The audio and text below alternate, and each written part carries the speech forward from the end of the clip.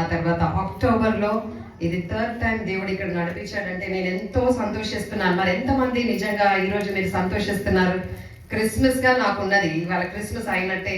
అంటే really I enjoyed every bit of play. ఏదైతే ఇక్కడ యోగు చేశారో మీరందరు నవ్విండ్రు, కానీ నేను ఏడ్చినాను. నా కళ్ళకెళ్ళి నీళ్ళు వచ్చినాయి. ఎంతమంది నిజంగా ఏడ్చారో చూసి ఎంతమంది నవ్విండ్రు? నవ్విన వాళ్ళే అందరు ఉన్నారు. ఏడ్చిన వారు ఎవరైనా ఉన్నారా? నేను ఏడ్చినాను అక్కడ కూర్చొని. ఎందుకంటే నా జీవితం చాలా మటుకు ఆ సంఘటనలు నా జీవితంలో జరిగాయి. అందరికీ నవ్వులాటలాగా అనిపించింది, కానీ అది ఎంతో హృదయానికి తాకిన స్కిట్. ఆ బిడ్డలు చేసిందంటే నిజంగా చాలా నేను ఆనందించినాను. అంటే నేను చెప్పేది ఇంకా స్కిట్కి చాలా సంబంధం ఉంది. మీకు ఈజీగా అర్థమవుతుంది. దేవుడు అవన్నీ కూడా అనుకూలపరిచినందుకు దేవుడికి మహిమ కలుగును గాక. ఆమేన్. సో ఒక చిన్న ప్రార్థన. ఎంతమంది నా సాక్ష్యం లాస్ట్ టైం వచ్చినప్పుడు అక్టోబర్లో విన్నారు? చేతులు ఎత్తండి. Oh very good, praise the lord. చాలా సంతోషం. ఎంతమంది నిజంగా సాక్ష్యం విన్నాక బలపడ్డారు? అట్లనే ఉన్నారా? సేమ్ ఉన్నారా? మారారా? మారిరా? నా ప్రయాసం వ్యర్థం కాకుండా దేవుడు అక్కడ నడిపించినప్పుడు మారారా మీ జీవితాలు? అట్లనే ఉన్నాయా? సో మారకపోతే ఇంకా మళ్ళీ చెప్తాను, ఇప్పుడు కూడా మారండి పూర్తిగా. ఇక్కడ ఉన్న నూతనంగా వినే వాళ్ళకు కూడా ఇది గొప్ప ఆశీర్వాదకరంగా ఉంటుంది. దేవుడు ఇచ్చిన ఒక గొప్ప ధన్యత. నాకు మాటలు కూడా సరిగ్గా రావు. నేను ఎప్పుడు కూడా ఒక స్పీకర్ లాగా పిలువబడతాను, ఇట్లా నిలబడతాను, మాట్లాడుతాను. నా ఊహలకు కూడా నేను ఎప్పుడు ఊహించలేని సంగతులు నా ప్రభు చేస్తున్నాడు.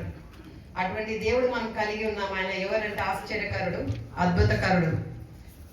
నేటి కళ్ళకు కనబడని, చెవులు వినబడని, హృదయంకి గోచరం కాని కార్యాలు చేసేదే నా ప్రభు అయిన యేసుక్రీస్తు. హల్లెలూయా. ఆయనను తండ్రిగా నేను పొందినందుకు ఎంతో నేను సంతోషిస్తున్నాను. నా సాక్ష్యం చెప్పే ముందు ఒక చిన్న ప్రార్థనతో నేను ప్రారంభిస్తాను. అందరి కళ్ళు మోసుకుంటే ఒక చిన్న ప్రార్థన.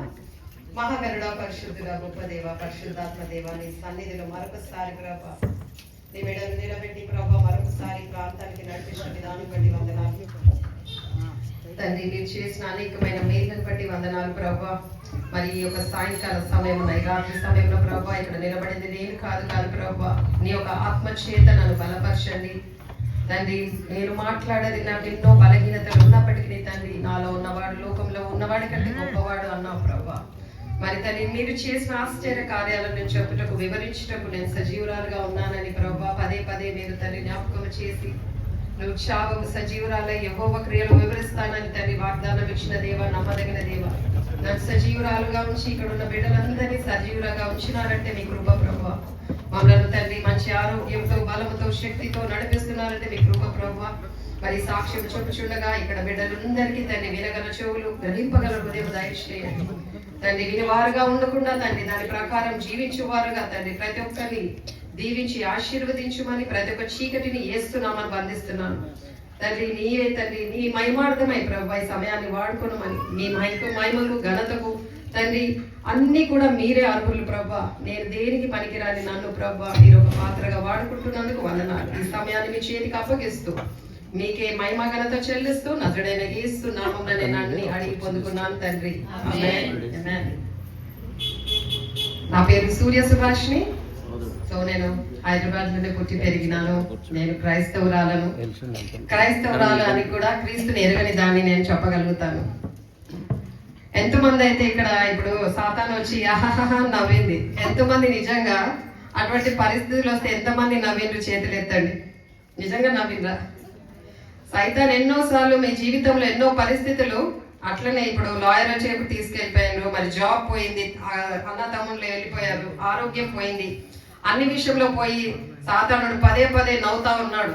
అప్పుడు మీరు నవ్వుతున్నారు, అవునా? కానీ నిజంగా సాతానుడు అటువంటి పరిస్థితుల్లో మిమ్మల్ని పెట్టినప్పుడు ఎంతమంది నవ్వారు? అంత ధైర్యం ఉందా? ఇక్కడైతే ఈజీగా నవ్వేసిండ్రు. అటువంటి పరిస్థితుల్లో మీరు నిజంగా దొరికారా? నవ్వారా? నేను ఈ రోజు నవ్వినాను, ఆ విధంగానే నవ్వినాను, సాతాను మీద నవ్వినాను. Praise the lord. ఈ రోజే అంటే నిన్న నేను ఇక్కడ సాక్ష్యానికి రావాలంటే ఎన్నో పరీక్షలు నేను ఇవ్వవలసి వస్తుంది. సో ఇక్కడ వచ్చి ఉట్టిగా నిలబడను. ఎన్నో విశ్వాసాన్ని నన్ను దేవుడు అది పరీక్షిస్తాడు. నిన్న రాత్రి నా బాబుకి హై టెంపరేచర్, కోల్డ్ కాఫ్ సివియర్గా ఉన్నట్టుండి వాడు బాగలేడు. ఏం లేదు, పోయి విక్స్ తీసుకున్నాను, అంత ప్రేయర్ చేసిన, చెస్ట్ మీద పెట్టేసిన, ప్రేయర్ చేసిన, వచ్చి రూమ్లో ప్రేయర్ చేసుకుని పడుకునేసిన. నేనేం మళ్ళీ మధ్యలో పోయి కూడా చూడలేదు. నాకు తెలుసు నా దేవుడు ఎవరు అనేసి. ఆ తర్వాత పొద్దున్నే నేను లేచి మరి ప్రభుతో నేను ప్రార్థించినప్పుడు ప్రార్థన అయిపోయిందో లేదో నాకు ఫోన్ వచ్చింది, నా పనామి రావడం లేదని. నాకు బాగలేదమ్మా, నేను ఇలా జ్వరంతో ఉన్నా, నేను రాలేదు అని. ఈ రోజు నాకు చాలా ఇంపార్టెంట్. అటువంటి స్థలంలో ఆమె ఎప్పుడైతే రాలేదు అన్నదో, ఇప్పుడు ఈ అబ్బాయి ఎట్లా నవ్విండో సైతాన్ లాగా, నేను వాడిని చూసి నవ్విన ఇవాళ. హల్లెలూయా. అదే దేవుడు నాకు చూపించాడు. I was so happy. నేను నవ్విన ఇట్లనే. నువ్వు అనుకున్నావు నేను లేవను, నేను పని చేయనని. నేను అన్ని పనులు నేను చేస్తాను, నాలో ఉన్నవారు ఎవరో నాకు తెలుసు కాబట్టి నేను చేసుకుంటాను, అక్కడ మీటింగ్కి వెళ్తాను అని విశ్వాసంతో. అంటే ఎక్కడ కూడా నేను సోలిపోకుండా సైతాన్ తోటే నేను ఛాలెంజ్ చేసి నవ్వాను. ఇలా పొద్దున నేను ఇదే నవ్వు నవ్వినాను. వాడు బాబు నవ్వుతా ఉంటే నా నవ్వు నాకు గుర్తొచ్చింది, నేను నవ్వినాను. కొన్ని పరిస్థితులు మన జీవితంలో ఆ విధంగా వచ్చినప్పుడు నిజంగా నవ్వేవారుగా ఉన్నామా? దేవుడు ప్రశ్నిస్తున్నాడు. నేను క్రైస్తవురాలుగానే ఉన్నాను, కానీ క్రీస్తుని ఎరగని బిడ్డను. లోకానికి ఎంతో దగ్గరగా, ప్రభుకి ఎంతో దూరంగా ఉన్నదాన్ని, నేను పాపంలో ఎంతో ఉన్నదాన్ని. కానీ నాకు అన్ని ఇచ్చిన దేవుడికి దూరం ఉండి, నిజంగా లోకం నన్ను అన్ని, అంటే ఏది కూడా మన కంటికి కనబడేది ఏది కూడా శాశ్వతం కాదు. మనకు కనబడేది అంతా కూడా ఒక మాయ లోకంలో మనం ఉంటున్నాం. కానీ అంతా మనదే అనుకొని ఉంటాం. మన జీవితంలో మనుషులు అర్థం చేసుకునే విషయం ఒకటి ఉంది. అది ఏంటంటే ఎప్పుడు మనం చచ్చిపోమనుకుంటాం. అవునా కదా? ఆ మాట కూడా ఎవరికి వినడం ఇష్టం లేదు. నువ్వు చేస్తావు అంటే అసలు భయపడతారు. లోకంలో ఏంటంటే మనిషికి ఎప్పుడు కూడా చావు అంటే భయం. కానీ సత్యం ఏంటంటే చావు అనేది ఒక రోజు నీకు వస్తుంది, ఏ టైమో తెలీదు. కానీ కనబడేదంతా కూడా ఏది కూడా మనం తీసుకుపోలేము. అన్ని కూడా ఇక్కడ విడిచిపోవాలి. అన్ని నావి అనుకునే ఏది కూడా నీది కాదు అని దేవుడు నాకు పదే ఎన్నో పరిస్థితుల్లో నాకు చూపించాడు. నాది అని నేను అతిశయించిన నా జీవితము చిన్నప్పుడే నేను వివాహం అయింది. నాకు ఒక పాప బాబు. నా తండ్రి చిన్నప్పుడే చనిపోయారు. నేను స్టాండీ స్కూల్లో చదివాను, స్టాండీ కాలేజ్లో నేను కాలేజ్ చేసినాను. ఎంతో చక్కగా ఉంటుండే. నాకు పెద్ద చుట్టూ, నేను కట్టిన చీరలు మళ్ళీ కట్టను. నాకు గ్రూమింగ్ అంటే చాలా ఇష్టం. నేను అందంగా కనబడాలని చాలా ఇష్టపడతాను, పర్ఫెక్ట్గా ఉండాలని ఇష్టపడతాను, దాంట్లో తప్పు లేదు. కానీ ఆ జీవితంలో ఎట్లా అంటే అందరు కూడా నన్నే చూడాలి, నేను అందంగా కనబడాలి, దాన్ని ఎక్కువ ప్రాధాన్యత, అంటే ఫస్ట్ ప్రిఫరెన్స్ నేను ఇస్తుండే. కానీ దేవుని వాక్యం అంటే ముందు ఆయన నీతిని రాజ్యాన్ని వెతికినప్పుడు నీకు అన్ని కూడా నేను అనుగ్రహిస్తా అంటాడు ప్రభు. ఆయన నీతిని రాజ్యాన్ని అంటే పరిశుద్ధత. ఎప్పుడైతే అది వెతుకుతావో నీవు, అన్ని నీకు ఆటోమేటిక్గా వస్తాయి. కానీ నేను అనుకున్నాను నా అందము సమస్తం నాకు శాశ్వతం అనుకున్నాను. నా అందం కంటే ఇంకేది కూడా నాకు కనబడలేదు. చాలా పెద్ద చుట్టూ నేను తయారై బయటికి పోతే కూడా ఎవరు కూడా తిరిగి చూడని వారు ఉండరు. నేను అంత చక్కగా తయారై వెళ్తుండే బయటికి, అన్ని నావి అనుకుంటుండే. కానీ అన్ని ఇచ్చిన దేవుడికి నేను చాలా దూరం ఉండే, సృష్టికర్తకు దూరం ఉండి సృష్టికి నేను చాలా దగ్గరైన దాన్ని, పాపంలో ఉన్నదాన్ని, నా కంటితో చూసినవి నాకు కావాలి. ఆ విధంగా ఉన్నాను. ఈ రోజులు కూడా ఎంతో మంది ఆ విధంగా ఉంటున్నారు. అట్లున్న నన్ను దేవుడు ఎటువంటి దేవుడు అంటే తల్లి గర్భంలో రూపింపబడక ముందే నన్ను ఆయన ఎన్నుకున్నాడు. ఆయన సేవకురాలుగా, ఒకప్పుడు ఇట్లా సాక్ష్యం చెప్పాలని, ఆయన బిడ్డగా నా రక్షణలో నేను వచ్చి ఆయన తండ్రిగా స్వీకరించి మారు మనసు రక్షణ అనుభూతిలో నేను రావాలని ముందే, ఎప్పుడంటే నేను తల్లి గర్భంలో ఉన్నప్పుడే, నేను పిండంగా ఉన్నప్పుడే ఆయన నన్ను చూచి ఉన్నాడు. మీరు ఎప్పుడన్నా ఆలోచించారా? పిండము తల్లి గర్భంలో ఉన్నప్పుడు, పిండము ఉన్నప్పుడు ఉమ్ము నీరు అని ఉంటది. నేను ఒక్కోసారి ఆలోచించినప్పుడు చాలా ఆశ్చర్యంగా అనిపిస్తుంది. ఆ నీరు ఎట్లా అంటే తల్లి ఇటు పడుకున్నా అటు పడుకున్నా కొన్ని మింగినా కూడా బిడ్డ చనిపోవచ్చు. కానీ లిమిట్ గా దేవుడు ఎంత పెట్టాలో అంతే పెట్టి 9 నెలలు ఆ బిడ్డ పిండంగా ఉండి బిడ్డగా తయారైనప్పుడు ఆ నీళ్లు మింగకుండా దేవుడు కాపాడుతున్నాడు అంటే ఎంత అద్భుతకరుడు. ఒకసారి ఆలోచించారా? ఆ ఆక్సిజన్ ఉండదు, ఆ బిడ్డకు లోపల పోవడానికి ఆక్సిజన్ ఉండదు. లోపల కడుపులోనే ఒక పిండంగా ఉండి మెల్లగా కళ్ళు, ముక్కు, చెవు, కాళ్ళు అన్ని వచ్చాక బిడ్డగా మారినప్పుడు ఆ నీళ్ళలో ఉంటది, ఉమ్ము నీరు ఉంటది కడుపులో. మరి ఆ ఉమ్ము నీరు కూడా లిమిట్ గానే పెట్టాడు దేవుడు. కొంచెం ఎక్కువ అయితే అది తాగి చచ్చిపోవచ్చు కదా. అది ఎక్కువ కాదు తక్కువ కాదు. మన తల్లి ఇటు తిరిగినా అటు తిరిగినా నడిచినా పోయినా కూడా బిడ్డకి ఏమీ హాని కాదు. ఎంత ప్రొటెక్టివ్ గా దేవుడు చేస్తాడు, ఎంత ఆశ్చర్యకరుడు. ఎప్పుడైనా ఆలోచించారా? కడుపులో ఉమ్ము నీరు కొంచెం తగ్గితే ఉమ్ము నీరు తగ్గిందమ్మా అని అంటారు డాక్టర్. కానీ ఎప్పుడైనా 9 నెలలు తల్లి ఇటు పడుకుంటుంది, అటుకుంటుంది, ఇటు తిరుగుతుంటుంది, అట్లా తింటుంటుంది, అన్ని ఏ ఆక్సిజన్ లేదు. కానీ ఆ బిడ్డను ఎంత బ్యూటిఫుల్ గా నిర్మించాడు. అందుకనే 139వ కీర్తనలో 14:15 అంటారు, you are beautifully wonderfully made in God's image అంటాడు. నీవు నన్ను కలుగ చేసిన విధము చూడగా భయమును ఆశ్చర్యమును నాకు పుట్టుచున్నది. అందును బట్టి నేను నీకు కృతజ్ఞతాస్తుతులు చెల్లించుచున్నాను. నీ కార్యములు ఆశ్చర్యకరములు. ఆ సంగతిని నాకు బాగుగా తెలియచేసి ఆయన కార్యములు ఎంతగా ఆశ్చర్యకరములు. ఆయన పిండంగా ఉన్నప్పుడే చూసి ఎట్లంటే ఆయన చేసే విధానం చూసినప్పుడే భయమును ఆశ్చర్యము కలిగినదంట. మనకు భయం కలిగిందా ఎప్పుడన్నా చిన్న పిల్లలు పుట్టినాక అట్లనే ఉన్నారా? పెద్దగా అవుతా ఉన్నారు, ఎంత పెద్దగా అవుతున్నారు, పాకుతున్నారు, నడుస్తున్నారు, ఆయన కోరుకుతున్నారు, చదువుకుంటున్నారు, ఆయన వాళ్ళకు వివాహం అయిపోతుంది, మన వృద్ధులు అయిపోతున్నారు. కానీ ఎంత ఆశ్చర్యం అది దేవుడు చేసే కార్యం. ఆయనకి ఎన్ని నామాలు ఉన్నాయండి ప్రభుకి?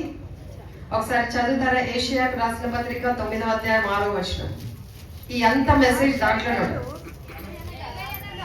ఏలి అనగా ఏమా? ఏలి అనగా మనకు శిశువు పుట్టెను, కుమారుడు అనుగ్రహింపబడెను, ఆయన భుజం మీద రాజభారముండును, ఆశ్చర్యకరుడు, ఆలోచనకర్త, బలవంతుడైన దేవుడు, నిత్యుడగు తండ్రి, సమాధానకర్తకు అధిపతి అతనికి పేరు పెట్టబడెను. హల్లెలూయా. అన్ని ఇందులోనే వచ్చేసినాయి. అన్ని దేవుడు ఎవరో నువ్వు తెలుసుకోవాలంటే ఇది ఒక్కటి తెలుసుకుంటే చాలా, అన్ని తెలిసినట్టే. నా జీవితంలో ఇవన్నీ కూడా నేను చదివినా కూడా దేవుడు ఎవరో నాకు తెలియదు. ఆశ్చర్యకరుడు అని తెలియదు, అద్భుతకరుడు అని తెలియదు, లోక భుజభార అంత భారం కూడా ఆయన మోసుకున్నాడు. మన భారాలన్నీ ఆయన ఆల్రెడీ మోసి ఉన్నాడు. ఆయన భుజం మీద మూసుకొని ఉన్న దేవుడు, ప్రేమ గల దేవుడు అని ఇవన్నీ కూడా నాకు తెలియదు. అన్ని దేవుడు వాక్యం చెప్తూ ఉన్నా కూడా ఎన్నోసార్లు ఇది క్రిస్మస్ కి వాక్యం చదువుతూనే ఉండే. దేవుడు ఇంకొకటి ఏంటి అది? యోహాను రాసిన పత్రిక 3:16 లోకాన్ని దేవుడు ఎంతో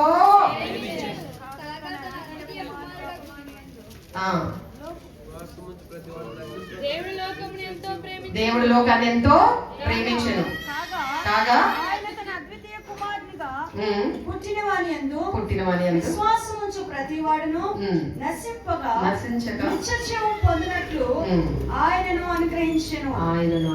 ఏంటంటమ్మా? దేనికి అనుగ్రహించాడు దేవుడిని? నిత్య జీవం ఇవ్వడానికి. దేనికి? నశించకుండా నిత్య జీవం ఇవ్వడానికి ఆయన ఈ లోకానికి వచ్చాడు, ఒక రక్షకుడుగా. ఎన్నోసార్లు నేను క్రిస్మస్ చేసుకున్నాను, ఇట్లా సెమీ క్రిస్మస్ ఎన్నిట్లోనో పార్టిసిపేట్ చేసినాను. అన్ని వింగ్స్ పెట్టుకొని ఏంజల్ లాగా, మేరీ లాగా డాన్సెస్ ఆడుతుంటే, పీకాక్ డాన్స్ ఆడినా, లంబాడీ డాన్స్ ఆడినా, అన్ని ఆడినాను. కానీ ఆయన ఆశ్చర్యకరుడు అని నేను ఎప్పుడు తెలుసుకోలేదు, అద్భుతకరుడు అని నేను తెలుసుకోలేదు. పండుగ అంటే బట్టలు, అన్ని బట్టలు కొనేసిండు చీపాటికి. అందరూ బట్టలు కొనడం, ఇల్లంతా చదువుకోవడం, అన్ని చేయడం, స్టార్ అన్ని చేయడం, అన్ని చేస్తారు. కానీ నిజంగా అన్ని కొత్తయే. మరి మీ జీవితంలో కొత్త మార్పులు ఉన్నాయా? ప్రతి సంవత్సరం మనం క్రిస్మస్ చేస్తున్నాం. మీ జీవితంలో నిజంగా క్రిస్మస్ వచ్చిందా? ఆయన రక్షకుడుగా ఈ లోకంకి వచ్చాడు. మరి మీకు నిజంగా రక్షకుడు అయ్యాడా? మీ జీవితంలో మారారా? నాకెన్నో క్రిస్మస్ నా జీవితంలో వెళ్ళినా కూడా నేను ఎప్పుడు కూడా రక్షకుడు గురించి నాకు ఎప్పుడు కూడా అనుభూతి కానీ ఆయన తెలుసుకోవాలనే ఆశ కానీ నాకు లేకుండే. ఎందుకంటే నాకు అన్ని నార్మల్గా ఉన్నాయి, నాకు అన్ని చక్కగా ఉన్నాను. నేను అన్ని బాగున్నప్పుడు దేవుడి దగ్గర ఎవ్వరు రారు. డబ్బన్న పోవాలా, జబ్బన్న రావాలంట దేవుడు కావాలంటే. అవునా కదా? ఏం కావాలంట? డబ్బన్న పోవాలా, జబ్బన్న రావాలి. అప్పుడు దేవుడి దగ్గర అందరు గుడికొస్తారు. నేను అన్ని ఉన్నప్పుడు దేవుడి దగ్గర లేరు. రక్షకుడా అన్ని take it easy, that's okay, ఆయనగా చూసుకుందాం అన్నట్టుండే. కానీ నా జీవితము, కొన్ని సంఘటనలు నా జీవితంలో అయినాయన్నీ కూడా నన్ను రూపాంతరంగా నన్ను మార్చేశాడు దేవుడు. ఒక నూతన క్రియగా నన్ను చేశాడు, ఆయన బిడ్డగా మార్చాడు. అది ఈజీ జర్నీ కాదు. నేను మీ ముందు నిలబడ్డానంటే దేవుని కృప. నన్ను చూసి అందరు వావ్ అని ఉండొచ్చు, కానీ నేను చెప్పే సాక్ష్యంలో దేవుడు నన్ను ఈ విధంగా నిలబెట్టడానికి ఎన్నో పరీక్షలు నేను వెళ్ళాను. ఆ పరీక్షలల్లా దేవుడు నా చేయి పట్టి నన్ను నడిపించాడు. చిన్న వయసులోనే నాకు వివాహమై బాబు పాప, మంచి కుటుంబంలో, క్రైస్తవ కుటుంబంలో ఉన్న నేనే మాకు సమాధానం లేని జీవితం ఉండే. అందుకే దేవుడు ఆయన సమాధానకర్త అన్నా కూడా గుడికి పోయి కూర్చొని వాక్యం విని అన్ని చేసినా కూడా చాలా మందికి ఈ రోజు సమాధానం లేదు. ఉన్నదండి? ఎంతమందికి నిజంగా జీవితంలో సమాధానం ఉంది? చేయొద్దండి. ఒక్కరికి లేదు. ఆశ్చర్యకరం కదా? ఎందుకంటే సైతాన్ని చూసి మీరు నవ్వుతలే, వాడు నవ్వుతున్నాడు, అందుకే మీకు సమాధానం లేదు. హల్లెలూయా. ఎందుకంటే వాడు నవ్వుతున్నాడు కాబట్టి సమాధానం లేదు. వాడిని నవ్వేటట్టు, వాడు ముందు మనం నవ్వేటట్టు ఉన్నప్పుడు మనకు సమాధానం ఉంటుంది. ఎట్లంటే ఇదే విధంగా నేను ఉన్నాను, సమాధానం లేని జీవితం. అన్ని ఉన్నా సమాధానం లేదు. పడుకున్నా నిద్ర రాదు, తిన్నా అన్నం అరగదు, ఏదున్నా కూడా ఇంకా నాకు కావాలి. ఉన్న దాంట్లో తృప్తి లేదు, కానీ లేని దానికోసం ఆశపడ్డాను. ఉన్న దాంట్లో తృప్తి ఎప్పుడు ఉండదంటే వేరేలను చూసి నువ్వు ఎప్పుడైతే వాళ్ళలాగా నువ్వు కావాలనుకుంటావో నీ జీవితంలో ఎప్పుడు కూడా సంతోషపడవు, ఎప్పుడు కూడా నువ్వు నెమ్మదిగా ఉండలేవు. ఉన్న దాంట్లోనే నువ్వు నిజంగా నువ్వు ఆశీర్వదింపబడ్డావని దేవుడు ఇచ్చిన దాంట్లోనే నువ్వు ఎప్పుడైతే ఉంటావో దేవుడు నేను అంచెలంచెలుగా నేను అభివృద్ధిలో నడిపిస్తాడు. అందరినీ చూసి వాళ్ళలాగా ఉండాలనుకున్నాను. వాళ్ళకి ఒక ఇల్లు ఉందంటే నాకు కూడా కావాలి, ఈ కార్ అంటే నాకు ఇంకా పెద్ద కారు కావాలి, నేను వాళ్ళలో ది బెస్ట్ వాళ్ళకి కనబడాలి అనుకున్నాను. అటువంటి జీవితం నాది ఉన్నప్పుడు అన్ని సినిమాలు చూస్తుండే, బియర్ తాగుతుండే, స్మోక్ కూడా నేను చేసినాను. స్మోకింగ్ ఏంటో కూడా సిగరెట్ నేను చేసి చూసినాను. అది ముక్కులకి వెళ్ళి వస్తుందా అని ట్రై చేసినాను ఒక్కసారి. అవి కూడా అంటే అన్ని ట్రై చేసినాను. అటువంటి జీవితం నాది ఉన్నప్పుడు ఒకప్పుడు ఇంట్లో సమాధానం లేనప్పుడు నా ఫ్రెండ్స్ ఎట్లా అంటే నా లోకంలో అంతా కూడా గొప్ప ఫ్రెండ్సే. నాదంతా నెట్వర్క్ చాలా పెద్ద నెట్వర్క్. నా ఫ్రెండ్స్ అనేది నాకు చాలా, నేను పోనీ హోటల్ అని లేదు, నేను పోనీ పార్లర్ అని లేదు, అటువంటి ప్లేసెస్కి వెళ్ళి మేము లంచ్ డిన్నర్ చేసి వస్తుండే అన్నట్టు. చాలా గొప్ప వాళ్ళు ఉంటుండే నాకు ఆ టైంలో.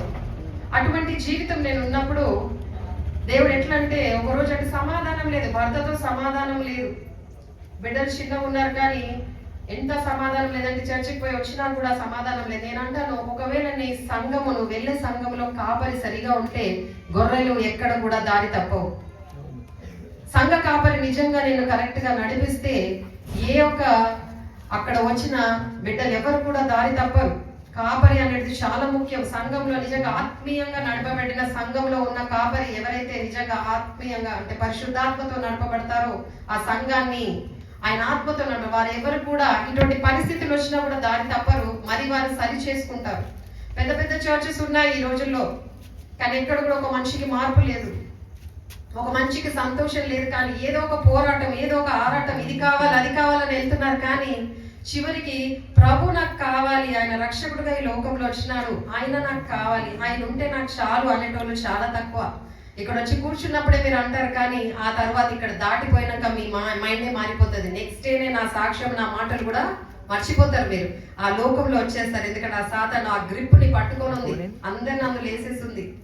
కానీ ఎప్పుడైతే ఒక దినానికి బ్రతుకుతావో నువ్వు చాలా సంతోషంగా ఉంటావు. ఈ రోజుకు నువ్వు బ్రతుకుతావో నువ్వు చాలా సంతోషంగా ఉంటావు. రేపటి గురించి, ఎల్లుండి గురించి ఆలోచించిన వాళ్ళు ఎవరు కూడా సంతోషంగా ఉండడం నేను చూడలేదు. నేను ఎన్నో ఆలోచించిన దాన్ని నాకు సంతోషంగా లేదు, కానీ నా జీవితం ఒక రోజు మారిపోయింది. ఎన్నో నా జీవితం గురించి నేను ఆలోచించుకున్న నన్ను దేవుడు ఒక్క పరిస్థితిలో నా అన్ని తారుమారు అయిపోయాయి. ఏప్రిల్ 16, 2005లో నాకు ఒక పెద్ద అంటే మేజర్ యాక్సిడెంట్ అయింది. నా ఫ్రెండ్స్ తో నేను వెళ్తున్నాను కారులో, వెళ్ళినప్పుడు ఎదురుగా నుంచి ఒక లారీ అతను వచ్చి ఆయన తాగి ఉండి ఆ కార్ని గుద్దేశాడు. గుద్దిన వెంటనే నేను వెనకలు ఉన్నాను, నా ఫ్రెండ్ ఒక ఆమె డ్రైవ్ చేస్తుంది, దాని వెనకలో నేను కూర్చున్నాను. కూర్చున్నప్పుడు ఆ లారీ ఎప్పుడైతే గుద్దేసిందో నేను రైట్ చేయి కిటికీ మీద పెట్టి కూర్చున్నాను.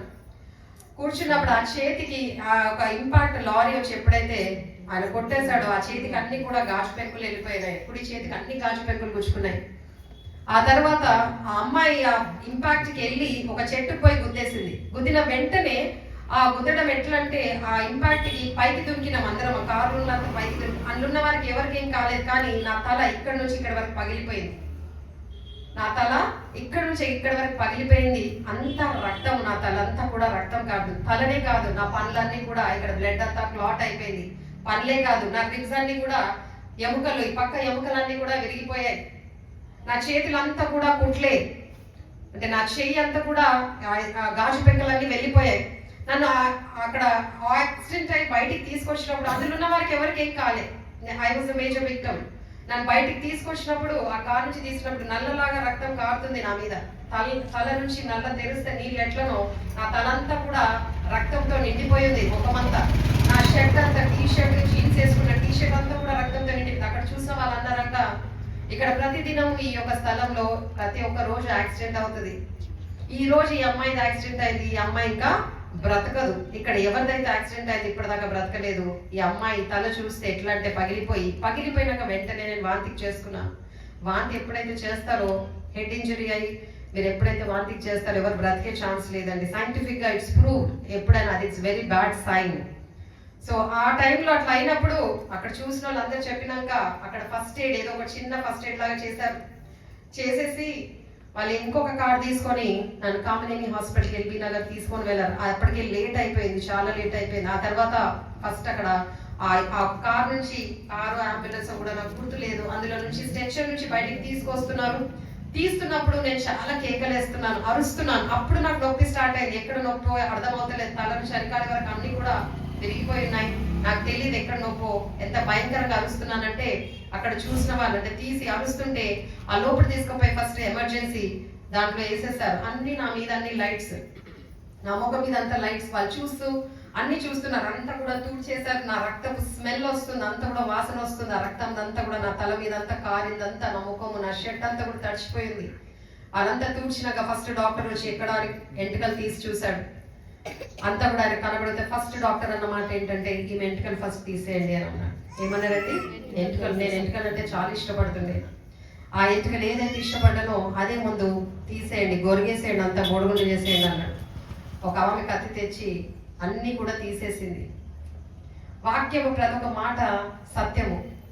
నీకేది నీ జీవితంలో జరుగుతుందో అది మాటగా ముందే ఈ యొక్క గ్రంథంలో, పరిశుద్ధ గ్రంథంలో రాయబడి ఉన్నది.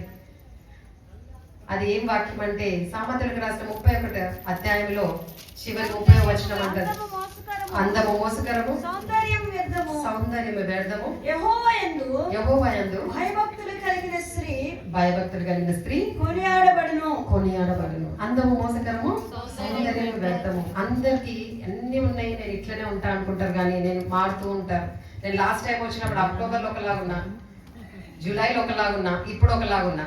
మారుతూనే ఉన్నా కానీ సేమ్ లేను. చెప్తా ఉంది అక్క నువ్వు ఇప్పుడు మారిన అక్క అని అంట. మారుతూ ఉంటాం మనం, కానీ మనం అనుకుంటాం ఎప్పుడు ఇక్కడ సేమ్ ఉంటా అని. దాన్ని మనం చూసి అతిశయిస్తూ ఉంటాం. కానీ దేవుడు మంచి స్పష్టంగా చెప్తున్నా, దేని గురించి నువ్వు అతిశయించొద్దు అని వాక్యంలో చెప్తారు. ప్రభు క్రీస్తు గురించి నువ్వు అతిశయించాలి కానీ దేని గురించి అతిశయించొద్దు అని వాక్యంలో మంచిగా రాయబడి ఉన్నది. అందులో ఇక్కడ నా ఇంటికి లేదన్న అదంతా కూడా తీసేశారు. ఎంతో ఈ పోలీస్ కేసు అంతా కూడా వీళ్ళు ఇచ్చేసి లాస్ట్ నన్ను ఆపరేషన్ థియేటర్కి తీసుకెళ్ళడానికి రెడీ చేశారు. డ్రెస్ అంతా కూడా కట్ చేసి వాళ్ళ యూనిఫామ్ వేసేసి ఆపరేషన్ థియేటర్కి తీసుకెళ్తున్నప్పుడు నా కుడి చేయి తీసి నా పల్స్ చెక్ చేయాలని కుడి చేయి తీశారు పైకి. డాక్టర్ ఎప్పుడైతే కుడి చేయి తీసిండ్రో ఆ కుడి చేయి అంతా కూడా పచ్చగా మారిపోయింది. ఈ ఎల్బో వరకు అంతా గ్రీన్ గా అయిపోయింది. ఎందుకంటే ఆ గాజు పెంకలు ఎప్పుడైతే మధ్యాహ్నం గుచ్చుకున్నాయో అవంతా కూడా సెప్టిక్ అయిపోయింది. ఎవరు కూడా నా చెయ్యిని గమనించలేదు, నా తలను గమనించారు కానీ నా చెయ్యిని ఎవరు గమనించలేదు. వారు అవన్నీ చూసి నా చెయ్యి చూసి పచ్చగా అయిపోతే ఒక చిన్న సుత్త లాంటిది తెచ్చి నా చెయ్యి కొడుతున్నారు. నాకేం స్పర్శ లేదు, గిచ్చుతున్నారు, స్పర్శ లేదు. ఎంత చేసినా నాకేం తెలుస్తలేదు. లాస్ట్కి డాక్టర్స్ పిలిచి ఇంకొక డాక్టర్ వచ్చి మాట్లాడుకొని వారు అన్నమాట ఏంటంటే ఈమె చెయ్యిలో అంత సెప్టిక్ అయిపోయి అది ఆమె శరీరంలో పాకుతుంది, అదంతా కూడా స్ప్రెడ్ అవుతుంది. ఈమె చేసేది ఏంటంటే కుడి చెయ్యి తీసేయాలా అన్నారు. ఏమన్నారండి? కుడి చెయ్యి, right hand is the most important hand in your body. ఈ రైట్ హ్యాండ్ లేదు నువ్వు ఏం చేయలేవు, కుడి చెయ్యి లేదు నువ్వు ఏం చేయలేవు. ఎందుకంటే ఆ దాంతో ఎక్కువ పని రాయడం కానీ ఏ పని అయినా కూడా కుడి చేతితో చేస్తారు. అదే చెయ్యి తీసేయాలని వాళ్ళు నిర్ణయించుకొని నా దగ్గరకు వచ్చి, నేను చాలా ఎక్కువ ఉండేప్పుడు డాక్టర్ వచ్చి చెప్పేది నీ చెయ్యి తీసేయాలమ్మా, అదంతా కూడా సెప్టిక్ నీ బాడీలో పోతే ఇది నీ పాయిజన్ అయ్యి చనిపోతావు కాబట్టి this no other option, we need to amputate your right hand. నీ యొక్క రైట్ హ్యాండ్ని తీసేయాలా అని చెప్పింది. చెప్పిన వెంటనే నాకు ఒకలాంటి ధైర్యము. అక్కడ నేను పిరికిదాన్ని కాలేదు. కానీ ఇప్పుడు మీరు ఎట్లా యోబు కథ విన్నారో ఈ యోబు కథ నేను కూడా సండే స్కూల్లో విన్నాను. ఎట్లనే యోబు కథ అన్ని యోబు దగ్గర నుంచి తీసుకెళ్ళినప్పుడు యోబు ఎక్కడ కూడా దేవుని దూషించలేదు. కానీ ఆయన ఒకటే మాట అంటాడు, ఏంటంటే యెహోవా ఇచ్చెను, యెహోవా తీసుకొనెను, ఆయనకే స్తుతి కలుగును. స్తుతి స్థితిని మార్చేస్తుంది. హల్లెలూయా. స్తుతి నీ స్థితిని మారుస్తుంది. స్తుతి చెల్లించాడు ఆయన. నేను దిగంబరిగా వచ్చినాను, దిగంబరిగానే పోతాను కానీ ఏది కూడా నాది కాదు కాబట్టి it's okay, take it easy అని అన్నాడు. పర్వాలేదు అన్న. నిజంగా ఈ రోజు మనం అట్లా అంటున్నామా? ఆ విధంగా ఉన్నామా? ఆ రోజు నాకు ఇట్లా చేయి తీసేస్తా అంటే నేను కూడా ఇట్స్ ఓకే. ఆ ఒక ధైర్యం ఎందుకు వచ్చిందంటే వినుట వల్ల నీకు విశ్వాసం కలుగుతుంది. అది క్రీస్తు గురించి వినుట వల్లనే. ఈ సినిమా స్టోరీలు అవన్నీ చూస్తే నీకు ఉన్నాయన్నీ పోతాయి. మొన్న చూసినాము సినిమా థియేటర్కి పోతే ఏమైందో అందరికీ తెలుసు. ఏమైందండి? ఒకరి ప్రాణం పోయింది, ఒక బిడ్డ ఇంకా చావు బతుకులు ఉన్నా నాకు తెలియదు, ప్రాణం పోయింది. కానీ నా దేవుడు ఎట్లా అంటే యెషయా 40:29లో ఉన్నది వాక్యం, ఒకసారి చదవండి. సొమ్మసిల్లిన వారికి సొమ్మసిల్లిన వారికి బలమిచ్చువాడు ఆయనే, బలమిచ్చువాడు ఆయనే, శక్తిహీనులకు బలాభివృద్ధి కలుగు చేయువాడు ఆయనే, బలాభివృద్ధి కలుగు చేయవాడు ఆయనే. సొమ్మసిల్లిన వారిని బాగు చేసే దేవుడు. ఇంకా బలం లేని వారికి ఏంటంట? బలం ఇచ్చే దేవుడు. మన దేవుడు తీసుకునేది కాదు కానీ ఇచ్చే దేవుడు. అవన్నీ కూడా అక్కడ ఎప్పుడైతే నన్ను చేయి తీసేస్తానని నా డాక్టర్ వచ్చి అన్నప్పుడు నాకు ఒకలాంటి ధైర్యం వచ్చింది. ఆయన ఇచ్చాను, ఆయన తీసుకుని ఒక భాగం నాకు ముందే ఇచ్చేస్తున్నా, పర్వాలేదు, ఒక రోజు నేను నా శరీరం మట్టిలో పోయాల్సిందే కదా, ఒక భాగం పోతుంది, ఇట్స్ ఓకే అని ఒక ధైర్యం వచ్చింది. ఎందుకంటే ఈ వాక్యమే నన్ను బ్రతికిచ్చింది, నా బాధల్లో నెమ్మది ఇచ్చింది అన్నట్టు, నెమ్మది కలగ చేసింది. వాక్యం అనేది బాధల్లో నీకు కలగ చేసేది నెమ్మది ఏంటి? వాక్యం. ఆ వాక్యం గుర్తొచ్చి నేను ధైర్యంగా ఉన్నాను. హాస్పిటల్ లోపల తీసుకెళ్లి ఎన్నో గంటలు నాకు ఆపరేషన్ చేసి ఆ చెయ్యి నాది ఎంతవరకు ఉండదు, ఈ చెయ్యి నాది ఇక్కడ వరకు తీసేశారు, కుడి చెయ్యి. నా శరీరంలో ఎట్లంటే నా తల ఇక్కడ నుంచి ఇక్కడ వరకు అన్ని కుట్లు ఉంటాయి. ఒక కొబ్బరి కూడా మీరు తాగితే పైన ఎట్లా కొట్టేస్తే ఎట్లుంటుందో అటువంటి గాయాలు నాకు ఇక్కడ నుంచి ఇక్కడ వరకు ఉంటాయి.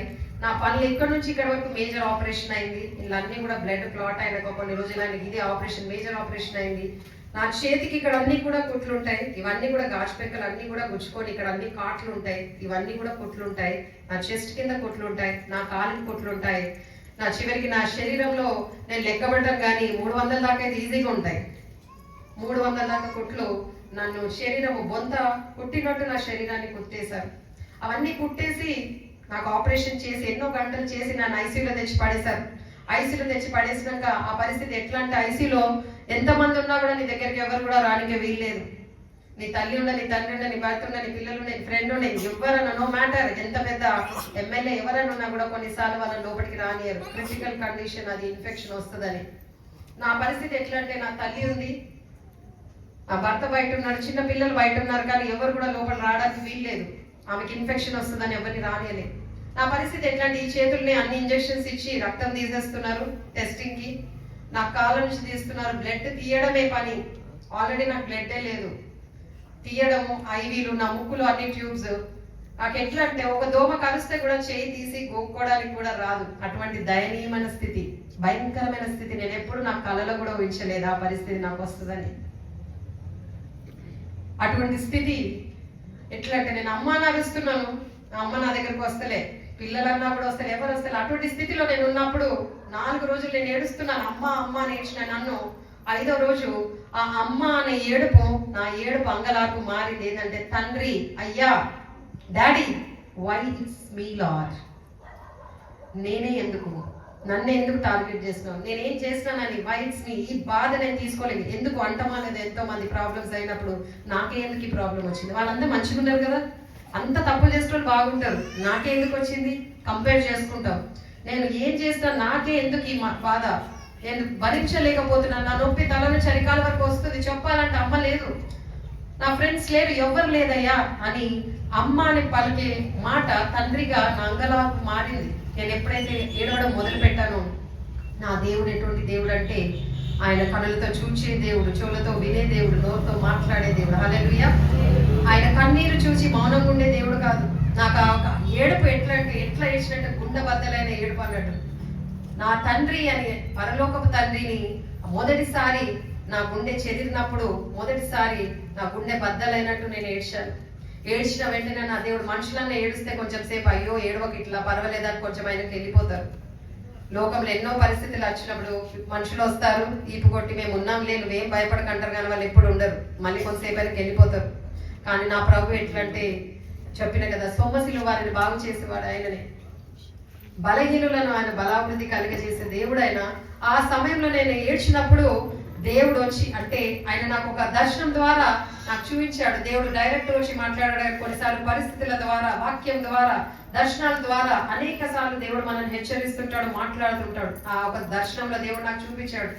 ఒక దర్శనంలో అనేకుల ముందు నేను ఇట్లా నిలబడి మాట్లాడుతున్నాను. నేనేం మాట్లాడుతున్నానో నాకు తెలియదు. ఇట్లా నిలబడ్డాను, నా పక్కన ఇట్లా ప్రభు నిలబడుకొని ఉన్నాడు. నేను నవ్వుతున్నాను అది చూసి నేనేమి ఇక్కడ నిలబెట్టినావు ఏంటి అని అన్నప్పుడు ప్రభు అన్న మాట ఏంటంటే, నేను ఈ లోకానికి 33 సంవత్సరాలు ఉన్నాను. ఇక్కడ వచ్చినాక 3.5 సంవత్సరాలు ఎన్నో అద్భుతాలు చేసినాను బిడ్డ. నా దగ్గర కూర్చొని తిన్నవారు నా శిష్యులే. నేను చేసిన ఆశ్చర్యకారాలు కళ్ళతో చూశారు, అన్ని చూసినారు. కానీ ఒక రోజు నీ కోసము, నా కోసము ఒక భయంకరమైన మరణం, లోకంలో ఎవరు కూడా చనిపోని మరణము, నా ప్రభు సిల్వ మీద ఆయన చివరి పొట్టు వరకు ఏ మరణం కూడా ఇప్పటిదాకా హిస్టరీలో ఎవరు ఆ విధంగా చనిపోలేదు. అటువంటి భయంకరమైన మరణం ఆయన పొందాడు. పొందినాక ఆయన 3వ దినం తిరిగి లేచాడు. లేచి ఆయన ఎప్పుడైతే ఆయన మరి పునరుద్ధానుడైన దేవుడు వారి యొక్క శిష్యులంతా ఒక గదిలో ఉన్నప్పుడు వారికి దర్శనమిస్తాడు.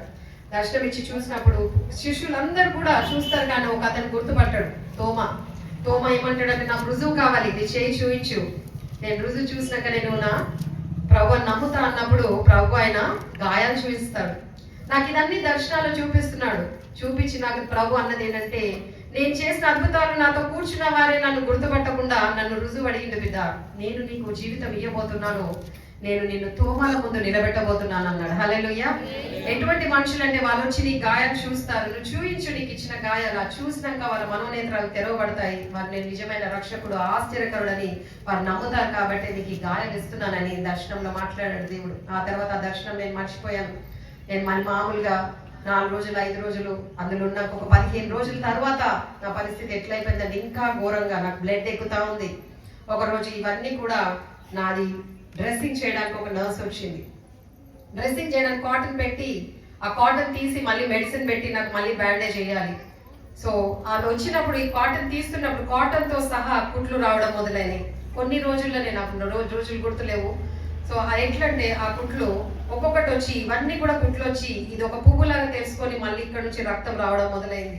కొన్ని రోజుల్లోనే ఎన్నో నొప్పులు, ఆ నొప్పులో మళ్ళీ ఒక నొప్పి ఆడైంది. అది భయంకరమైన వేదన అన్నట్టు, రక్తం పోతూ ఉంది. ఆ నర్సుడికి పోయి డాక్టర్స్ చెప్పగానే ఆపరేషన్ థియేటర్ తీసుకురా అన్నారు. ఆపరేషన్ థియేటర్కి మళ్ళీ లోపల తీసుకెళ్తే వారు ఎనస్థిషియా వేయడానికి వీల్లేదు. నేను అప్పుడే ఎంతో దొబ్బగున్నదాన్ని, ఎంతో బొద్దిగా ఉన్నదాన్ని, సొమ్మసిల్లిపోయి అంటే ఒక చిన్న బిడ్డలాగా, అంటే మా శరీరంలో ఉన్న ఆ మాంసం అంతా కూడా పోయి ఒక చిన్న బిడ్డలాగా అయిపోయినాను. రక్తం అంతా పోయి క్షీణించిపోయినాను నా శరీరం అంతా. నన్ను తీసుకెళ్ళినాక ఎనస్థిషియా వేయడానికి వీల్లేదు, ఈమెకి ఇస్తే ఈమె చనిపోతుందని రక్తం పోతూ ఉంది. వెంటనే వాళ్ళు ఎన్నో ఇంజెక్షన్స్ ఇక్కడ ఇచ్చి ఎక్కడో ఇస్తున్నారు, కానీ ఆ బ్లడ్ పోతా ఉంది. వెంటనే డాక్టర్ అన్నాడు, ఇంకా వెళ్తే ఈమె చనిపోతుంది, ఆమె కాలు పట్టుకోండి అని అంటే నాకు నొప్పి తెలుస్తుంది. ఎంత ఇంజెక్షన్స్ ఇచ్చినా కూడా నొప్పి, ఎందుకంటే లిమిటే ఇవ్వాలి, వాళ్ళు ఎక్కువ ఇస్తే నేను చనిపోతాను. అప్పటికి నేను చాలా వీక్ ఉన్నా కాబట్టి వారు కొంచెమే డోస్ ఇవ్వగలిగారు. ఆ డోస్ నాకు సరిపోలేదు, ఆ నొప్పి నాకు తెలుస్తుంది. వెంటనే ఒక ఆమె వచ్చి కాలు పట్టుకుంది, ఒక నర్స్, ఇంకొక ఆమె చేయి పట్టుకుంది, ఇంకొక ఆమె ఈ చెయ్యి పట్టుకొని నాకు డాక్టర్ ఎట్టి తిప్పేసి నా నోట్లో బట్ట పెట్టేసి నా చెయ్యి ఒక బట్ట కుట్టినట్టు సూది తీసి ఇక్కడ నుంచి ఇక్కడ కుట్టడం మొదలు పెట్టారు.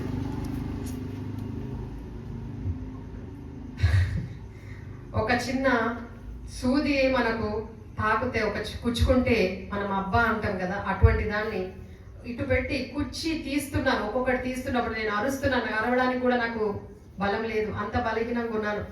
అరిచి నేను అక్కడనే పెయింట్ అయిపోయాను. వాళ్ళు ఎప్పుడు దాకా కుట్టారో తెలియదు. కుట్టి నన్ను చంపేయండి, కానీ నన్ను ఇట్లా చంపకండి అని అంటున్నాను. అదంతా చేసి మళ్ళీ బెడ్లో పోయేసేసారు.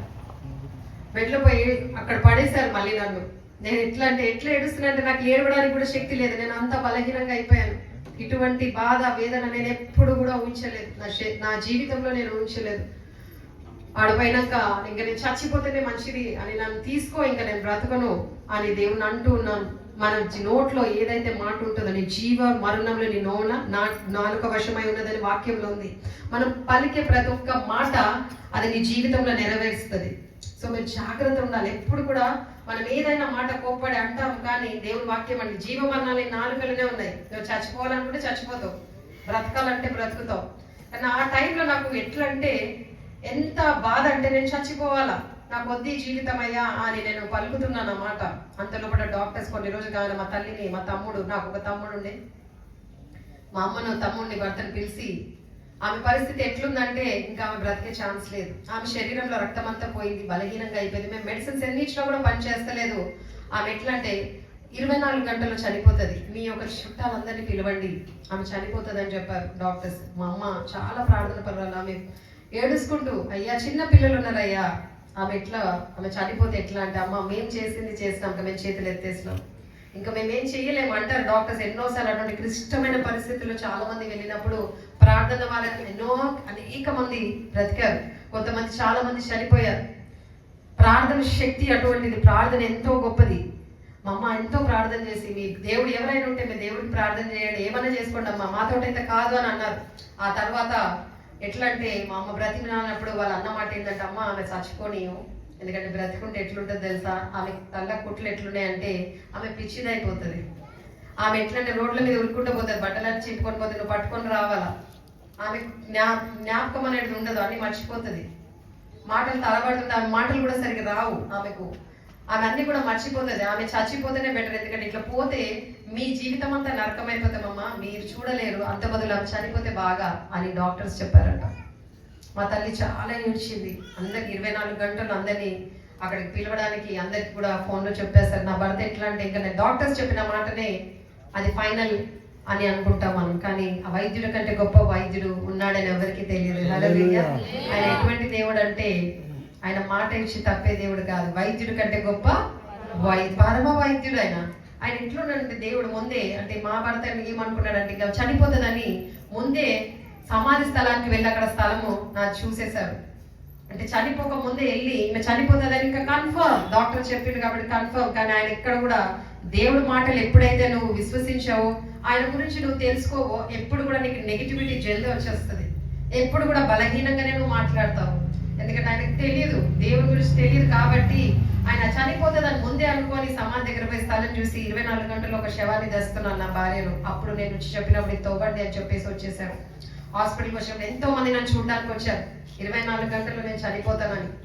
కానీ ఆ 24 గంటలు ఈ రోజు వరకు నాకు దేవుడు ప్రభు ఇయ్యలేదు. హల్లెలూయా. ఈ రోజు డేట్ ఎంత అండి? అయ్యో డేట్ తెలియదు ఎవరికి. ఎంత అండి? డిసెంబరా? జనవరి? డిసెంబర్ 17, 2024. ఇప్పుడు దాకా 24 అవర్స్ రాలేదు. హల్లెలూయా, ప్రైజ్ ది లార్డ్. ఎందుకంటే బైబిల్లో వాక్యం చెప్తుంది, 118వ కీర్తన 17 అంటారు, చావు సజీవుడవై యెహోవా క్రియలు వివరించేదావు, కఠినంగా శిక్షించడం కానీ నీకు మరణానికి అప్పచెప్పలేదు అన్నాడు దేవుడు. హల్లెలూయా. ఆ 24 గంటలు ఇప్పటిదాకా రాలేదు. కానీ నేను ఒక్కటి చెప్పగలుగుతా, చెప్పిన డాక్టర్ ఉన్నాడో లేదో తెలియదు నాకు. నన్ను చూడడానికి వచ్చిన వారు 80% మంది ఈ రోజు ఈ లోకంలో లేరు. వాళ్ళు డబ్బుండే, బలం ఉండే, అన్నుండే, కానీ ఎవరు కూడా ఈ లోకంలో చాలా మంది నా ముందే చనిపోయారు. చివరికి నా తల్లి, నా తమ్ముడు కూడా ఈ దినము ఈ లోకంలో లేరు. వాళ్ళ ఒక భూస్థాపన నా చేతులతో నేనే చేశాను. వాళ్ళిద్దరిది కూడా, వాళ్ళు నన్ను చూడడానికి వచ్చారు హాస్పిటల్లో నన్ను, కానీ వాళ్ళు కూడా లేరు ఇప్పుడు. అంటే వారికంటే నీతి పరాలు కాదు, కానీ దేవుడు నన్ను తల్లి గర్భంలో ఉన్నప్పుడే నన్ను ఎన్నుకున్నాడు. ఎటువంటి పరిస్థితి అంటే అవన్నీ డాక్టర్స్ అది చూసి కొంతమంది వెళ్ళిపోయాక నన్ను ఇంటికి తీసుకొని వచ్చినాక నా భర్త ఎట్లా అంటే ఇంకా చనిపోవాలనుకున్నది, కానీ చనిపోతుంది అనుకున్న బ్రతికినా ఆయన షాక్ లో ఉండే. ఆయన ఎంత నేను నా భర్తను ప్రేమిస్తున్నంటే నా భర్త కోసం 4 సార్లు సూసైడ్ చేసుకున్నాను. ఆయన ప్రేమ కావాలని. ఇవాళ రేపు ఎవరైనా ఐ లవ్ యూ అంటే నేను నవ్వు తప్పించేదాన్ని హే అని. ఇది ఎప్పటికీ ఉండదు, కొన్ని రోజుల వరకే ఉంటుంది. అది శాశ్వతమైన ప్రేమతో నేను ప్రేమిస్తున్నా అనేది ఒకటి ప్రభు అయిన యేసుక్రీస్తు ఒకడే. హల్లెలూయా. ఏ ప్రేమ నీకు శాశ్వతంగా ఉండదు.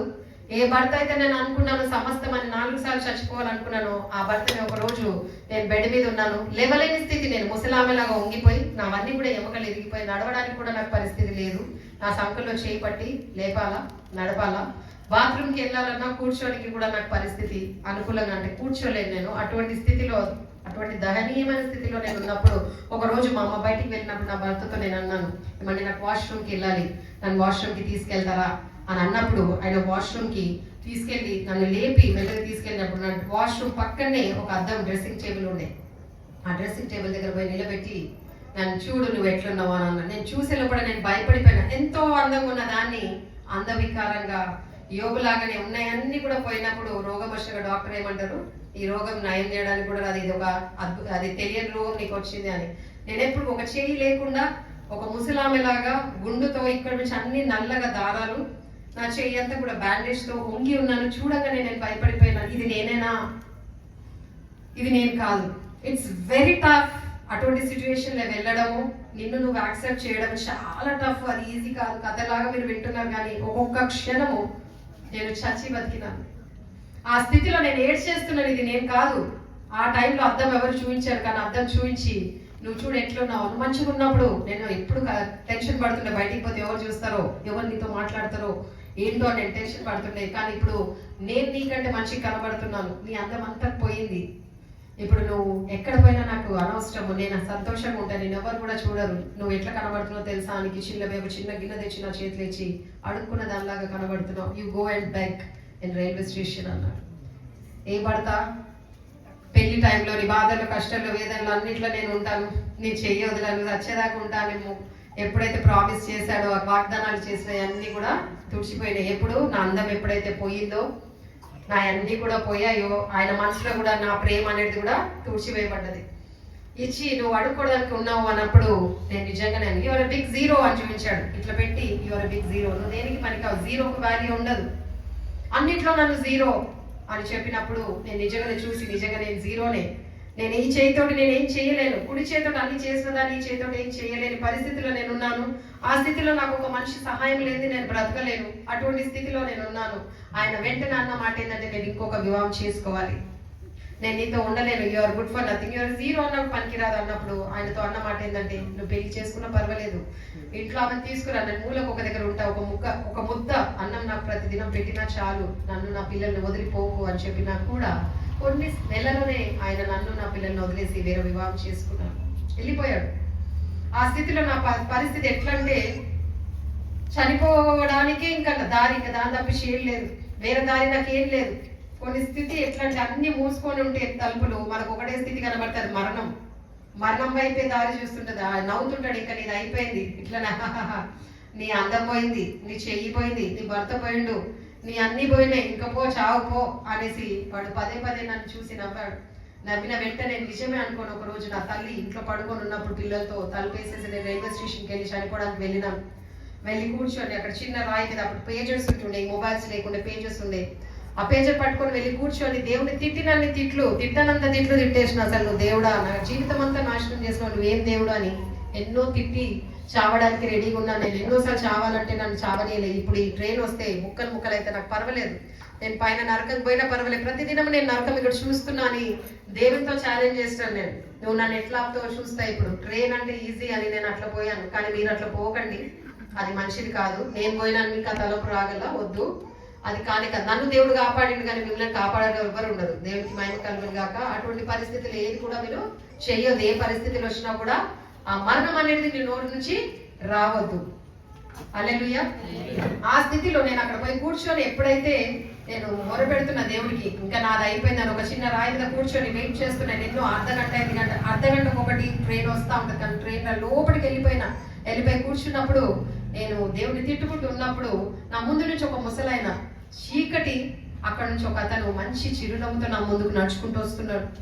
ఆయన ఎవరో నాకు తెలియదు, ముసలాయన వస్తున్నాడు. నేను చూస్తుండే, అమ్మా ఈ రాత్రి నువ్వు ఇక్కడ ఏం చేస్తున్నావు అన్నప్పుడు నేనన్నా, ముసలోడ నీ పని నువ్వు చూసుకో, డాన్స్ ఆడడానికి వస్తారా, సావనికి వచ్చినపో అని అన్నా. అని ఆయన తిట్టినప్పుడు మనం కోపంలో ఉన్నప్పుడు ఎట్లా తిడతాము, మంచిగా మర్యాద రండి కూర్చోండి నేను చెప్తానంటమా. తిట్టానగా నవ్వుతున్నాడు, నేను తిడుతుంటే నవ్వుకుంటూ నా దగ్గరకు వచ్చి నా చేయి పట్టుకొని నువ్వు చావో బిడ్డ అనేసి నా రాయి దగ్గర నుంచి లేపిండు. అంతలోపల నేను ఈ పేజర్లో అందరికి నా ఫ్రెండ్స్కి మెసేజ్ ఇచ్చినాను, రేపు నా ఇంట్లో ఒక సర్ప్రైజ్ ఉంటుంది, పొద్దునే రండి అని చెప్పినాను. ఆ ఒక మెసేజ్ నా తమ్ముడు, నా ఇంటి ముందే నా తమ్ముడు ఉంటాడు, ఆయన కూడా మెసేజ్ వెళ్ళింది. ఆ మెసేజ్ చూసినప్పుడు వాడు వెంటనే నా ఇంటికి వచ్చి, ఇప్పటిదాకా అక్క దగ్గర ఉన్నాను, అక్కేంది ఏం సర్ప్రైజ్ అంటుందని ఇంటికి వచ్చినప్పుడు ఇల్లు బయట బోల్ట్ వేసేసి వచ్చినాను. ఆ బోర్డు తెరిచి లోపల పోగిన అమ్మ పిల్లలు ఉండగా, అమ్మ అక్క ఎక్కడ ఉంది అని చూసినప్పుడు నేను లేను. మా అమ్మ ఏడవడం, తమ్ముడు ఏడవడం, వెంటనే వాళ్ళకి తలపు వచ్చింది, అక్క రైల్వే స్టేషన్కి వెళ్ళిండొచ్చు అనేసి వాడు ఇంకా పక్కన ఉన్న వాళ్ళని తీసుకొని వాడు రైల్వే స్టేషన్కి వచ్చింది. అక్కడ నేను లోపల ఈ ముసలాయన నా చేయి పట్టుకొని నువ్వు చావవు అని నా చేతులు పట్టుకొని పక్కకు 2 అడుగులు నన్ను ఇట్లా జరిపి నన్ను నడిపిస్తున్నప్పుడే నా ముందు నుంచి ట్రైన్, అప్పటిదాకా వెయిట్ చేసినా నాకు ట్రైన్ రాలే, కానీ ఆయన ఎప్పుడైతే నన్ను పట్టుకున్నాడో వెంటనే నా ముందు నుంచి ట్రైన్ వెళ్ళిపోయిందండి. ఆ ట్రైన్ ఎత్తుంటే నేను ఆయననే చూస్తున్నా, ఆయనలో మంచి నవ్వు, మంచి చిరునవ్వు, ఆ ముఖంలో మంచి కాంతి, సమాధానం అన్ని చూస్తున్నా నేను. ఆయన ముఖం చూసి ఇట్లా స్టాచ్యూ లాగానే ఉన్నాను నేను. ఆయన నన్ను పక్కకు తీసుకొచ్చి, అమ్మ మీ వాళ్ళు వచ్చారు, నేను పిలుస్తున్నారు, నాకు వినిపించి ఆయనకు వినబడ్డది. నన్ను అక్కడ మళ్ళీ మెయిన్ గేట్ దగ్గరకు ఆయన నడిపించుకుంటూ వచ్చినప్పుడు మా తమ్ముడు వాళ్ళందరూ వచ్చి, మా తమ్ముడు కొట్టేసిండు, ఏమక్క నీకు బుద్ధి ఉందా, ఎందుకు ఇక్కడికి వచ్చినావు అంటే, నేను బ్రతికి ఏం చేయాలరా, అంత చీకటి, నాకు ఇక్కడ కూడా వెళ్తూ కనబడతలేదు, నేను చావాలని అనుకున్నాను, ఇంట్లో ఊరేసుకుందామంటే ఒక చేతితో రాదు, మందులు వేసుకొని చదువుతామంటే ఆల్రెడీ ట్రై చేసినాను, మళ్ళీ బ్రతికినాను, కాబట్టి ఇది ఈజీ బెస్ట్ అని ఇక్కడికి వచ్చినాను, కానీ ముసలోడు నన్ను సావనేలేదు, పట్టుకొని వచ్చిండు అని అన్నాను. అనగానే వెంటనే చూసి, ఏ ముసలోడు అంటున్నావు అక్క, నువ్వు ఒక్కదానివే, నేను చూసే లోపల ఆ ముసలాయన లేడండి, ముసలాయన కనబడలేదు, మాయమైపోయింది, ఎక్కడ పోయాడో తెలియదు. ఆయనకు నేను అన్నా, లే ఇక్కడ చూద్దాం, ఇక్కడ ఉన్నాడు ముసలాయన, నువ్వు వచ్చింది నువ్వు ఒక్కదాన్నే చూస్తాను కానీ ఈ ముసలాయన చూడలేదు అక్క అని అన్నప్పుడు నేను ఆశ్చర్యపోయాను. ఆయన అక్కడ నన్ను వదిలేసినాక అక్కడ వెతికినాము, ఇంటికి వెళ్ళినాక నేను ఎట్లా ఏడ్చినానంటే, ఒకటే దేవుడు అన్నా, నువ్వు దేవుడా దయ్యమా, నన్ను ఎందుకు పదే బతికిస్తున్నావు, ఏం కావాలి నాతో, ఎందుకు నువ్వు అసలు దేవుడైతే నాతో మాట్లాడు అని నేను ఏడ్చినప్పుడు నా దేవుడు మాట వినే దేవుడు అని అన్నాను కదా, ఆయన ఆలకించే దేవుడు. ఆయన నాతో మొదటిసారి I had an encounter with Jesus Christ. దేవుడితో మొదటిసారి నేను ఆయన స్వరం వినగలిగాను. ఆయన స్వరం నేను చెప్పలేను, అది ఎటువంటి సూదింగ్ వాయిస్ అంటే నేను అది ఎక్స్ప్లెయిన్ కూడా చేయలేను. ఆయన మాట్లాడిన మాట ఎట్లా వినబడ్డదంటే, బిడ్డ ఐ లవ్ యూ, నేను నిన్ను ప్రేమిస్తున్నాను, నీతో మాట్లాడాలని నేను ఆశపడుతున్నాను. అక్కడ ఉన్న పరిశుద్ధ గ్రంథం ఉంది కదా, తెరువు, నేను నీతో మాట్లాడతాను. దుమ్ము పట్టిపోయింది. మనం కష్టాలు ఉంటే బైబిల్ చదువుతామా? అసలు ప్రార్థన కూడా చేయము. దుమ్ము పట్టిన బైబిల్ని తీసి నువ్వు చదువు, నేను నీతో మాట్లాడాలనుకుంటున్నా అన్నప్పుడు ఆ బైబిల్ తీసి ఈ విధంగా ఇట్లా తెరవంగానే నాకు వచ్చిన వాక్యం ఏంటంటే యెషయా 41:10-13 వరకు మీరు చదవకండి, టైం లేదు, నేను చెప్తాను. భయపడకు, నేను నీకు దేవుడై ఉన్నాను, నేను బలపరిచేవాడు నేనే, నీకు సహాయం చేయవాడు నేనే, నీ కుడి చేయి నేను పట్టుకొని ఉన్నానని దేవుడు అన్ని కూడా అక్కడ చాలా చక్కగా 10-13 వరకు దేవుడు మాట్లాడాడు. ఆ మాటలు ఎట్లంటే, నీ దేవుడై ఉన్నాను నేను, భయపడ. ఫస్ట్ నీ దేవుడు ఎవరో తెలుసుకో. నేను తెలుసుకున్నప్పుడు నువ్వు దేనిలో భయపడవు. ఇంకా నా గురించి తెలుసుకోలేదు, నేను నీ దేవుడై ఉన్నాను. ఏంటంటే అందుకనే నేను తప్పించినాను, ఇన్ని అపాయాల నుంచి నేను తప్పించినాను. ఎందుకంటే నీకు నేను తోడుకున్నా కాబట్టే నువ్వు ఇవన్నిటి కూడా తప్పింపబడ్డావు. నీ కుడి చేయిని పట్టుకొని ఉన్నా, నీ కుడి చేయి లేదంటే దేవుడు అంటూ నేను పట్టుకొని ఉన్నాను. ఆ చెయ్యి నువ్వు అనుకుంటున్న లోకం చూస్తుంది నీకు చెయ్యి లేదని, కానీ ఆల్రెడీ నేను పట్టుకొని ఉన్నాను. అందుకే ఎన్నిసార్లు నేను ఇవన్నిటి నుంచి తప్పించినాను. నిన్ను బలం ఇచ్చేవాడని నేనే, అన్ని బలహీనరాలని నువ్వు అనుకుంటున్నావు, కానీ నేను నీకు ఆ బలం ఇవ్వబోతున్నాను బిడ్డ అని మాట్లాడినప్పుడు నేను ఆశ్చర్యపోయినాను. ఎప్పుడు కూడా బైబిల్ వాక్యాలు నాకు అంత చదివినా కూడా గుర్తుండేది, ఇప్పటికీ కూడా నాకు గుర్తుండే. చదివినా కూడా ఎక్కడ సాక్ష్యం చెప్పినప్పుడు ఏ వాక్యమో అది దేవుడు చూసి అక్కడ వచ్చి కూర్చొని నేను ఏం చెప్పాలంటే అప్పుడప్పుడు దేవుడు చూపించాడు. ఏం మాట్లాడాలంటే ఎంతసేపు లేదు, జస్ట్ ఇన్ 10 minutes నేను అన్ని మర్చిపోయేదాన్ని. అన్ని వీక్నెసెస్ ఉన్న దేవుడు నాకు అన్ని కూడా బలంగా ఎట్లా అంటే దేవుడు మాట్లాడిండు. లేదు నువ్వు ఈ మాటలు నేను కుడి చేయి పట్టుకొని ఉన్నాను అన్నప్పుడు ఆశ్చర్యపోయాను నేను. అన్న వాక్యము ఎత్తిపట్టి నేను అన్నాను, ఈ రోజు నుంచి నేను నమ్ముతున్నాను, నువ్వు నా దేవుడే ఉన్నావు కదా, నాకు సహాయం చేసే దేవుడు ఉన్నావు, నాకు బలపరిచే దేవుడు ఉన్నావు, నాకు తోడుగున్నా అన్నావు, నా కుడి చేయి పట్టుకొని ఉన్నా అన్నావు. ఇప్పటి నుంచి నా జీవితంలో నేను దేనికి భయపడను అని ఒక నిబంధన దేవునితో చేసినాక దేవుడు ఎటువంటి కార్యాలు నా జీవితంలో చేశాడంటే, ఏ చర్చికి అయితే నేను ఎవరికి కూడా పోయి నా చేయి చాపి నాకు ఒక 100 రూపాయలు ఇవ్వరా, నాకు చేయలేదు, నా పిల్లలు ఇట్లున్నారని నేను ఎప్పుడు అడగలేదు. దేవుని మహిమార్థమై చెప్తున్నాను. కానీ ఆయన ఎప్పుడైతే నా దేవుడు అని తెలుసుకున్నానో ఆయన ఐశ్వర్యవంతుడు. హల్లెలూయా. ఆయన ఎటువంటి అంటే, నన్ను ప్రేమించిన వారిని ఏం చేస్తా అన్నాడు? ఆస్తికర్తలుగా చేస్తా అన్నాడు. అడుక్కున్న వాళ్ళలాగా కాదు. కానీ దేవుడు నిన్ను ప్రేమించే దమ్ముందా? ఆ ప్రేమ కంటే ముందు ఎవరిని ప్రేమిస్తున్నాను? అందరిని ప్రేమించినాక దేవుని చివరికి పెడతా, కానీ ముందు దేవుడిని ఎప్పుడైతే ప్రేమిస్తావో ఆయన ఆస్తికర్తగా చేస్తే, ఏ ఆస్తి? ఇల్లులు ఇవన్నీ కాదు, నీకు సమాధానం ఇచ్చే ఆస్తి, నీకు సంతోషం ఇచ్చే ఆస్తి, నెమ్మది ఇచ్చే ఆస్తి, బలహీనతల బలం ఇచ్చే ఆస్తి, అటువంటి ఆస్తి కలిగిన దేవుడు. ఆ ఆస్తి నాకు ఇచ్చాడు అనుకుంటొచ్చు. అంటే ఆస్తికర్తలు అంటే దేవుడు ఐశ్వర్యం ఇచ్చిండు అక్క అంటే ఎస్ ఐఎమ్ రిచ్ అంటాను నేను. ఏ దాంట్లో రిచ్? ఇవన్నిట్లో కూడా దేవుడు నాకు ఇచ్చాడు. దేవునికి మహిమ కలుగును గాక. హల్లెలూయా. ఆయన వాగ్దానం ఇచ్చినాక నేను నమ్మి ఒక చర్చ్లో వెళ్ళి నేను కూర్చొని ఏడుస్తుండే. నేను నా దగ్గర ఉన్న బంగారం కానీ డబ్బులు అన్ని కూడా నా భర్త తీసుకొని వెళ్ళిపోయినప్పుడు ఐ వాజ్ బ్యాంక్రప్ట్. ఒక్క పైస కూడా నా దగ్గర లేదు. శరీరం బలహీనంగా అయింది, డబ్బులు లేవు, అందం లేదు, అసలు ఏమి లేదు, అన్ని కూడా జీరో, బిగ్ జీరో. అటువంటి దాన్ని దేవుడు ఏంటంటే వాగ్దానం ఇచ్చిన దేవుడు, నమ్మదగిన దేవుడు. ఆయన వాగ్దానం ఇచ్చి మాట తప్పే దేవుడు కాదు. మనుషులు తప్పుతారు ఎన్నోసార్లు, ఎన్నో మాటలు నీకు ఇచ్చి ఉండొచ్చు కానీ మాటలు తప్పుతారు. మళ్ళీ పదే నువ్వు అడిగితే 3-4 సార్లు అడిగితే వాళ్ళు ముఖం తిప్పేస్తారేమో, కానీ దేవుడు అట్లా కాదు. ఆయన ఎన్నిసార్లు అడిగినా కూడా ఆయన ముఖం తిప్పే దేవుడు కాదు. కానీ నువ్వు ఆయన దేవుడు ఎవరో తెలుసుకున్నప్పుడు ఆయన ఆశ్చర్యకార్యాలు చేస్తాడు. నాకు ఎట్లా చర్చిలో పోయి కూర్చొని నేను ఏడుస్తుండే, దేవా పిల్లలకి ఫీజు కట్టాలి, నేను ఇది చేయాలి ప్రభువా, నువ్వు నాకు సహాయం చేస్తావు కదా, ఎట్లా చేస్తావు, నాకు చేయవయ్యా అని కన్నీళ్లతో నేను ఏడవడం మొదలు పెట్టాను. ముందు దాకా నాకు ఎప్పుడు కూడా కన్నీళ్ళ అనుభవం లేదు. కానీ నేను ఎప్పుడు కూడా దేవుని ముందు నాకు జీవితం ఇచ్చినావు కాబట్టి నీకు స్తోత్రం, నాకు బలం ఇచ్చినావు కాబట్టి స్తోత్రం అయ్యా అని కన్నీళ్లు కారుస్తాను నేను. ఎందుకంటే వెండి బంగారాలు అన్నీ అయినదే, ఈ జీవితం ఆయన ఇచ్చిందే, ఆయనకు నేనేమి ఇవ్వగలుగుతాను? ఒక కన్నీళ్ళు తప్ప.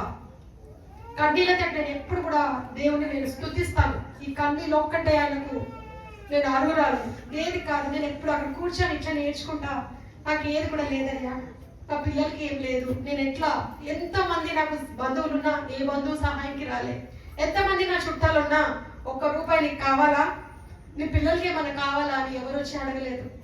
ఈ కన్నీళ్ళు కారుస్తూ నువ్వు మాట ఇచ్చినావు కదా నా దేవుడయ్యా, తోడుకున్నావు కదా అయ్యా, నా అవసరాలు తీర్చవా అని ఏడ్చినప్పుడు దేవుడు ఏ విధంగా అంటే ఆశ్చర్యంగా ఆ చర్చిలోనే అందరూ 5,000 చెక్ 3,000 చెక్ అట్ట తెచ్చి నెల రోజులు దేవుడు ఫైనాన్షియల్ మనలాగా ఇచ్చి నన్ను పోషించాడు. దేవుడికి మహిమ కలుగును గాక. అదే నెల తర్వాత ప్రతిదినం మనుషులు ఎవరు వచ్చి సహాయం చేయరు, లిమిటెడ్ పీరియడే చేస్తారు. అట్లా చేసినాక అదే చర్చ్ నుంచి ఒక అతను వచ్చి ఆయన కంపెనీలో నాకు జాబ్ ఇస్తానన్నాడు. అమ్మ నీకు జాబ్ ఇస్తాను నేను అన్నప్పుడు నేను ఆశ్చర్యపోయిన, ఒక చేతితో నేనేం జాబ్ చేయగలుగుతాను అని అంటే, ఒక ఎయిర్టెల్ ఆఫీస్ లో జాబ్, నువ్వు పలానా రోజు రా అని చెప్పినప్పుడు నేను ఆశ్చర్యపోయినాను. దేవా ఈ జాబ్ అంటున్నాడు, నేను ఏంటంటే నేను ఆయనను వాడుకుంటున్నా, యు గో అని అన్నాడు. అన్నప్పుడు నేను అక్కడ పోయినప్పుడు ఎక్కడ పోయినా భయం అనేది నా దగ్గర నుంచి దేవుడు తీసేశాడు. ఎందుకంటే పదే పదే వాక్యంలో 365 సార్లు 66 లీప్ ఇయర్ కలిస్తే ప్రతి దినం దేవుడు వాగ్దానం ఇచ్చే దేవుడు ఏంటంటే, భయపడకు నేను నీకు తోడుగా ఉన్నాను. ఎంతమంది నిజంగా ఈ వాగ్దానం నమ్మితే ఏ విషయంలో కూడా మీరు భయపడరు. నేను ఇప్పటిదాకా అంటున్నాను, భయం అనేది నా హిస్టరీలో లేదు. యాక్సిడెంట్ అయినాక నేను భయపడడం బంద్ చేసిన. బ్రతుకుతే క్రీస్తు, చావైతే లాభము. పౌలు అన్నాడుగా, బ్రతుకుతే నీ కోసమే అయ్యా, మరణం అయితే నేను ఎక్కడొస్తా నాకు అడ్రస్ తెలుసు. ముందు తెలియనప్పుడు భయపడుతుంది కానీ అడ్రస్ ఇప్పుడు తెలుసు కాబట్టి నేను భయపడను అనేసి ఏ దానికి భయపడను. నేను అక్కడ ఉండి ప్రార్థన చేసినప్పుడు జాబ్కి అక్కడ జాబ్ ఇస్తారు వెళ్ళు అన్నప్పుడు అక్కడ వెళ్ళినప్పుడు ఆయన క్యాబిన్ లో కూర్చొని ఉన్నాడు. క్యాబిన్ లో నేను లోపలికి వెళ్ళంగానే ప్లీజ్ కమ్ సుభాష్ నాకు కూర్చోమన్నాడు. నా మాట కూడా నేను మాట్లాడక ముందే నా అపాయింట్మెంట్ లెటర్ రెడీగా ఉండే, జాబ్ లెటర్ నాకు రెడీ ఉండేది. హల్లెలూయా. నా దేవుడు ఎవరండి? ఆశ్చర్యకరుడు. ఆయన ఆశ్చర్యకారుని కంటికి కనబడిన కార్యాలు చేసే దేవుడు. అక్కడ జాబ్ అది చేసినాక అపాయింట్మెంట్ లెటర్ ఇచ్చి నీ సీట్ దగ్గర నేను తీసుకుపో అన్నప్పుడు నన్ను అడగవా నా ఎక్స్పీరియన్స్ ఏంటి, నాది అడగవా అంటే అవసరం లేదు అన్నాడు. అక్కడ నన్ను సీట్ మీద పోయి కూర్చోబెట్టారు. పెద్ద హెడ్సెట్స్ పెట్టుకొని నేను కాల్స్ తీసుకోవాలి. ఆ కాల్స్ తీసుకున్నప్పుడు అవన్నీ పెట్టుకున్నప్పుడు నాకు రాదు తీసుకోవడానికి. ప్రార్థన ప్రతి విషయంలో దేవుడు నేర్పించింది ఏంటంటే, ఫిలిప్పీకి రాసిన పత్రిక 4వ అధ్యాయం 6, 7 ఒకసారి చదవండి. దేని గురించి చింతింపకుడి, దేని గురించి చింతింపకుడి కానీ ప్రతి విషయంలో ప్రార్థన విజ్ఞాపనం చేత కృతజ్ఞతాపూర్వకంగా మీ విన్నపములు దేవునికి తెలియచేయుడి. అక్కడ పోయి కూర్చోగానే ఫస్ట్ ఏంటి ఏం చేయాలో, ఫస్ట్ ప్రార్థన.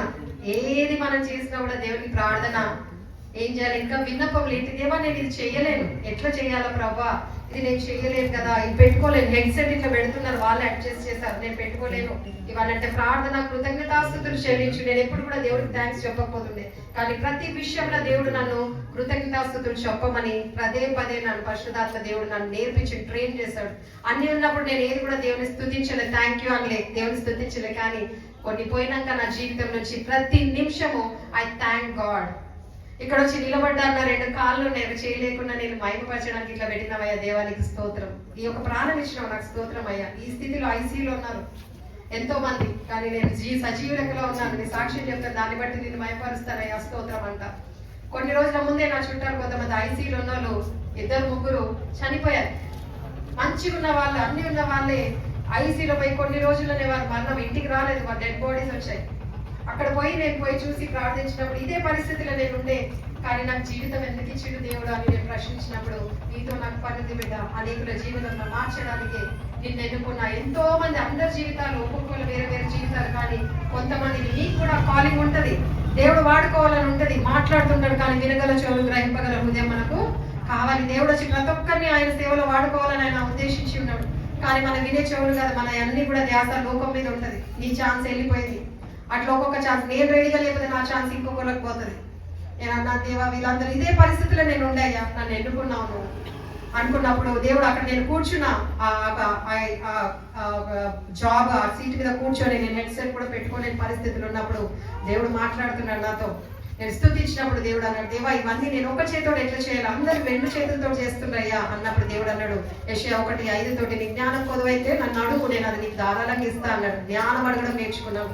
ఆ జ్ఞానం అడిగినాక ఈ యొక్క హెడ్సెట్స్ మెల్లమెల్లగా 4 నెలల్లో ఇట్లా కొట్టేదాన్ని, ఇట్లా చూసేదాన్ని, మెల్లగా కొట్టేదాన్ని. 4 మంత్స్ అయినాక నా వేళ్ళు నా చేతిలో ఉండకపోతుండే. నాకు తెలియదు వేళ్ళు ఎవరు కూడా నన్ను ఎవరో ముట్టుకొని ఫాస్ట్ గా కొట్టడం అంటే ఆయన ఎట్లా అంటే, నా దేవుడు ఆయన కంట్రోల్లో తీసుకున్నాడు. ఎప్పుడైతే నన్ను నేను ఆయన కంట్రోల్లో అప్పగించానో ఆయన కంట్రోల్లో మనం వస్తాం. హల్లెలూయా. ఎప్పుడైతే నీ సొంతగా నువ్వు చేయాలనుకుంటే ఏది నువ్వు చేయలేవు, కానీ నిన్ను నువ్వు పూర్తిగా దేవునికి అప్పగిస్తావో నేను సమస్తము నీ జ్ఞానం ఇచ్చి నీ సన్నిధిలో దాన్ని కృతజ్ఞతాస్తుతులు చెల్లిస్తున్నాను, నిండబోలు తెలియజేసి నువ్వు నాకు సహాయం చేయ అన్నప్పుడు ఈ వేళ్ళు నా కంట్రోల్లో ఉండకపోతుంది. 6 నెలలు the best employee of the month అని నాకు అవార్డు ఇచ్చారు. హల్లెలూయా. అందరికి 2 చేతులు ఉన్నవారు చేయలేని పని ఒక చేతితో దేవుడి మహిమార్థం దేవుడు చేయించాడు. ఆయన ఆశ్చర్యకరుడు కాబట్టి ఆయన చేయించాడు. అక్కడ నుంచి నా చిన్న సాక్ష్యం స్టార్ట్ అయింది. అక్కడ నుంచి నేను అందరూ కూడా నన్ను వచ్చి చూసి చాలా మంది నాకు అవార్డు ఇచ్చేటప్పుడు ఆయన చెప్పాడు, ఈమెకు ఒక చేయలేదు కుట్లు, తల నుంచి అరికాల వరకు కుట్లు ఉంటాయి, ఈమెకు ఆయనకు అవార్డు వచ్చినప్పుడు చాలా మంది ఆశ్చర్యపోయారు. హౌ ఇట్ ఇస్ పాసిబుల్, ఏంటి ఆమెకు చేయలేదా? ఎందుకంటే the way I dress up, నేను డ్రెస్ వేసుకునేది కూడా నేను కొనేది కూడా ప్రభువుని అడిగి కొంటా. షాప్కి పోయినా కూడా నాకు ఏ డ్రెస్ కావాలి ఎట్లా అంటే దేవుడు చూపిస్తాడు. ఈ రోజు కూడా ఇది వేసుకోవాలంటే ఏ డ్రెస్, ఎన్నో డ్రెస్లు నేను తీస్తాను, ఈ డ్రెస్ వేసుకోవాలి, ఎన్నో డ్రెస్లు ట్రై చేసిన, ఇది రాత్రి చూపించాడు. ఎవరుండరు, పిన్స్ పెట్టడానికి కూడా నాకు రాదు, ఒకటే చేతితో పిన్స్ పెట్టడానికి. ఒకప్పుడు ఒక సహాయం తీసుకునే దాన్ని, ఎప్పుడైతే పరిశుద్ధాత్మ దేవుడి సహాయం అడుగుతానో కళ్ళు మూస్తాను, పిన్ను తీసుకుంటాను, దేవా ఇది నా చేయి కాదు నువ్వు పెట్టు అంటే కరెక్ట్ గా ఇక్కడ ప్లీట్ ఇక్కడ ఇక్కడ ఇక్కడ నేను పెట్టడం దేవుడు నేర్పించాడు. దేవునికి మహిమ కలుగును గాక. మీరు ఒక చేతితో లెఫ్ట్ హ్యాండ్ తోటి పెట్టి చూడండి. ఇది ఇంపాసిబుల్, కానీ నా దేవుడికి సమస్తము సాధ్యం. ఒక మనిషి మీద ఆధారపడకుండా ఇది పెట్టుకొని నేను ఏది కూడా మాక్సిమం నా పనులు నేనే చేసుకోవడం దేవుడు నాకు నేర్పించాడు. ఇప్పుడు నేనంటే ఇది ఈజీ ట్రైనింగ్ కాదు. నా జీవితంలో అనేకమైన సంఘటనలో నేను బలహీనరాలైనప్పుడు కూడా కొంతమంది నా జీవితంలో వచ్చారు, నాకు సహాయం చేస్తానని వచ్చిన వారే కొంతకాలం సహాయం చేసి నేను సహాయం చేయలేను అని నన్ను అవమానించిన వారు కూడా అనేకులు ఉన్నారు. నా ముఖం చూసి అందరు ఇట్లా గుంపుకున్న ఫోటో దిగినప్పుడు కూడా నన్ను ఎవరు కూడా పిలవకపోతుండే, అందంగా లేదు అనేసి పక్కకు తోసేస్తుండే, ఒక మూలకి వెళ్ళిపోతుండే నేను. ఎందుకంటే నన్ను అన్ని ఐ వాజ్ రిజెక్టెడ్ పీస్. అందుకనే దేవుడు ఎంత గొప్ప దేవుడు అంటే ఆయన వాక్యం ఎంత వర్డ్ టు వర్డ్ కరెక్ట్ అంటే, ఎక్కడైతే నన్ను త్రోసివేసిండ్రో వాక్యంలో ఎంత బ్యూటిఫుల్ ఉంటుందంటే, 1 కొరింథీయులకు రాసిన పత్రిక 1వ అధ్యాయం 26, 27, 28 ఒకసారి చదవండి. 1 Corinthians 1st chapter. సహోదరులారా, మిమ్మల్ని పిలిచిన పిలుపుని చూడుడి, మీలో ఏకరీతిని జ్ఞానులైనను లోకరీతిని జ్ఞానులైనను కనులైనను గొప్ప వంశంలో వారైనను అనేకులు పిలువబడలేదు. కానీ ఏ శరీరుడు దేవుని ఎదుట అతిశయింపకూడినట్లు జ్ఞానులను సిగ్గుపరచుటకు లోకములో నుండి వెర్రి వారిని దేవుడు ఏర్పరచుకుని ఉన్నాడు. బలవంతులైన వారిని సిగ్గుపరచుటకు లోకములో బలహీనులైన వారిని దేవుడు ఏర్పరచుకుని ఉన్నాడు. ఎన్నికైన వారిని వ్యర్థం చేయుటకు లోకములో నీచులైన వారిని, తృణీకరింపబడిన వారిని, ఎన్నిక లేని వారిని దేవుడు ఏర్పరచుకుని ఉన్నాడు. హల్లెలూయా, హల్లెలూయా. ఎట్లుందండి ఇది వాక్యము? లోకమంతా చూసేది క్వాలిఫికేషన్, అందము, బలం అంతా, కానీ దేవుడు ఎటువంటి వాళ్ళని ఎన్నుకున్నాడంట? బలవంతులను సిగ్గుపరచడానికి బలహీనులను, జ్ఞానులను సిగ్గుపరచడానికి వెర్రి వాళ్ళను, ఇంకేముందండి లాస్ట్ లో ఎన్నిక లేని నీచులైన వారిని, ఎన్నిక లేని వారిని, తృణీకరింపబడిన వారిని ఆయన ఎన్నుకున్నాడంట. ఆయనకేముందమ్మా కింద ఆ వాక్యం? అయితే ఆయన మూలముగా మీరు క్రీస్తు యేసునందున్నారు, అతిశయించువాడు ప్రభువునందే అతిశయింపవలెను అని రాయబడి ఉన్నది. ఎవరి మీద అతిశయించాలండి? ప్రభు అందే అతిశయించాలి. ముందు నా అందు నేను అతిశయించుకున్నాను, కానీ ఇక్కడ వాక్యం ఏమంటుంది? ప్రభునందు అతిశయించాలి. ఆయన వెర్రి వాళ్ళను, తృణీకరింపబడిన వారిని ఎన్నుకున్నాడు. నన్ను అందరూ తృణీకరించారు. ఎన్ని అవమానాలంటే, నువ్వు పనికిరావు, నీ ముఖం కూడా చూడాలి, నా కర్మ, నా జీవితంలో నువ్వు కర్మ అని అన్న వాళ్ళు అనేకులు ఉన్నారు. నా మీద వచ్చిన వాళ్ళు ఉన్నారు. నేనంటే ఇష్టపడకుండా మాటలు తూటలతో గాయపరిచిన వాళ్ళు అనేకులు ఉన్నారు. కానీ ఆ దేవుడు తృణీకరింపబడిన రాయిని చివరిగా మూలరాయిగా మార్చాడు. ఆయనకు నేను ఇష్టమైన, లోకమంతా నన్ను ఇష్టపడలేదు, కానీ నా ప్రభుకు అప్పుడే నేను నచ్చాను. Rejected piece was selected by Jesus Christ. హల్లెలూయా. ఎప్పుడైతే రిజెక్ట్ అయినానో దేవుడు అప్పుడే నన్ను సెలెక్ట్ చేసుకున్నాడు. ఎటువంటి స్థితిలో అంటే, తూటలు లాంటి మాటలు, ఈ వ్యక్తి ఏం చేయలేదు, దేనికి పనికిరాదు, ఎన్నో నేను ఒక మనిషి మీద ఆధారపడి వాళ్ళ సహాయం కోరినప్పుడు కొంచెం సమయం వరకు చేసి ఆ తర్వాత నేను చేయను అన్నప్పుడు ఆ సమయంలో దేవుని తట్టు తిరగడం నేను నేర్చుకున్నాను. అయ్యా నీ సహాయం నాకు కావాలా, ఇది నాకు నేర్పి అయ్యా అన్నప్పుడు నేను వంటలు కూడా చేయడానికి నాకు రాదు, అన్ని మర్చిపోయిన దాన్ని ఈ రోజు దేవుని మహిమార్థం చెప్తున్నాను. అవమానాల మధ్యలో నీకు 200 ఘనత నేను ఇస్తానని వాగ్దానం చేయి. ఎక్కడైతే అవమానించబడ్డావో అక్కడ ఏమంటాడు? అవమానించబడతావు అన్నాడా? 200 ఘనత ఇస్తాను అన్నాడు. ఎక్కడెక్కడైతే నేను అవమానించబడ్డానో అక్కడ దేవుడు ఎంత ఘనత ఇచ్చాడంటే, ఎక్కడైతే యూ కెనాట్ డూ అని అన్నారో ఆ లోపల ఒక కసి, నాకు నా దేవుడు ఎవరో నాకు తెలుసు, నాలో ఉన్నవాడు లోకంలో ఉన్నవాడి కంటే గొప్పవాడు. ఫిలిప్పి 4:13 ద్వారా నేను ప్రతిదినం ఈ మాట కలుగుతాను. ఏంది? ఒకసారి చదవండి. లేదు, 4:13. Philippi 4, I can do all things through Christ who strengthens me. నన్ను బలపరచువాని యందు నేను సమస్తము చేయగలుగుతాను. నన్ను బలపరచువాడు ఎవరో తెలిస్తే నువ్వు అన్ని కూడా చేయగలుగుతావు. నేను అన్ని కూడా ఎట్లా నేర్చుకున్నాను? ఎక్కడైతే మనుషులు నువ్వు చేయలేవు అని నన్ను తృణీకరించారో, ఎప్పుడైతే నన్ను ఏడిపించారో ఆ కన్నీళ్లు, నేను వాళ్ళకి రివెంజ్ తీసుకోలేదు, కానీ ఆ కన్నీళ్లతో నేను ప్రభు తట్టు తిరగడం నేర్చుకున్నాను. ఆ మనుషులతో రివెంజ్ వాళ్ళన్నట్టే నేను అనడం నేర్చుకోలేదు, కానీ ప్రభు తట్టు తిరిగి నాకు ఇది చేయను అంటున్నారు ప్రభు, నాకు నేర్పి అన్నప్పుడు దేవుడు నన్ను ఎట్లా ట్రైన్ చేశాడంటే, ఏదైతే నాకు జ్ఞాపకం లేకుండా ఉన్నాయో అవన్నీ కూడా నేను మంచి ఒక చేయితో నేను ఎప్పుడైతే నేను అన్నా నా వల్ల కాదయ్యా, ఇవన్నీ అవమానాలు ఇవన్నీ కూడా నేను భరించలేను అన్నప్పుడు దేవుడు పదే పదే నాతో మాట్లాడిన మాట ఏం తెలుసా? నా కృప నీకు చాలును. హల్లెలూయా. నా కృప నీకు చాలును బిడ్డ, నువ్వేం లేదు, నా కృప ఉంది నీ పట్ల, నువ్వు ఇవన్నీ చేయగలుగుతావని, నా కృప నీకు చాలు అని దేవుడు వాగ్దానం ఇచ్చి, నేను వంట వండలేను, నేను ఏమి చేయలేను, ఈ కుడి చేతుడు ఏబిసిడి కూడా నేను ఎడమ చేతుడు రాయలేను, లెఫ్ట్ హ్యాండ్ తో ఇట్లా వణుకుంటూ రాసేదాన్ని. ఎప్పుడైతే నా కన్నీళ్లతో దేవుణ్ణి స్తుతించడం స్టార్ట్ చేశాను, ఎప్పుడు ఐ నెవర్ కంప్లైంట్ గాడ్. ఎప్పుడు కూడా నా పరిస్థితి ఇట్లుందని, ఒకప్పుడు మంచిగా ఉన్నప్పుడు ఎప్పుడు కంప్లైంట్ చేస్తుండే, నన్ను ఎట్లా మార్చాడంటే ఆ కంప్లైంట్ ఒక స్తుతిగా మార్చాడు దేవుడు.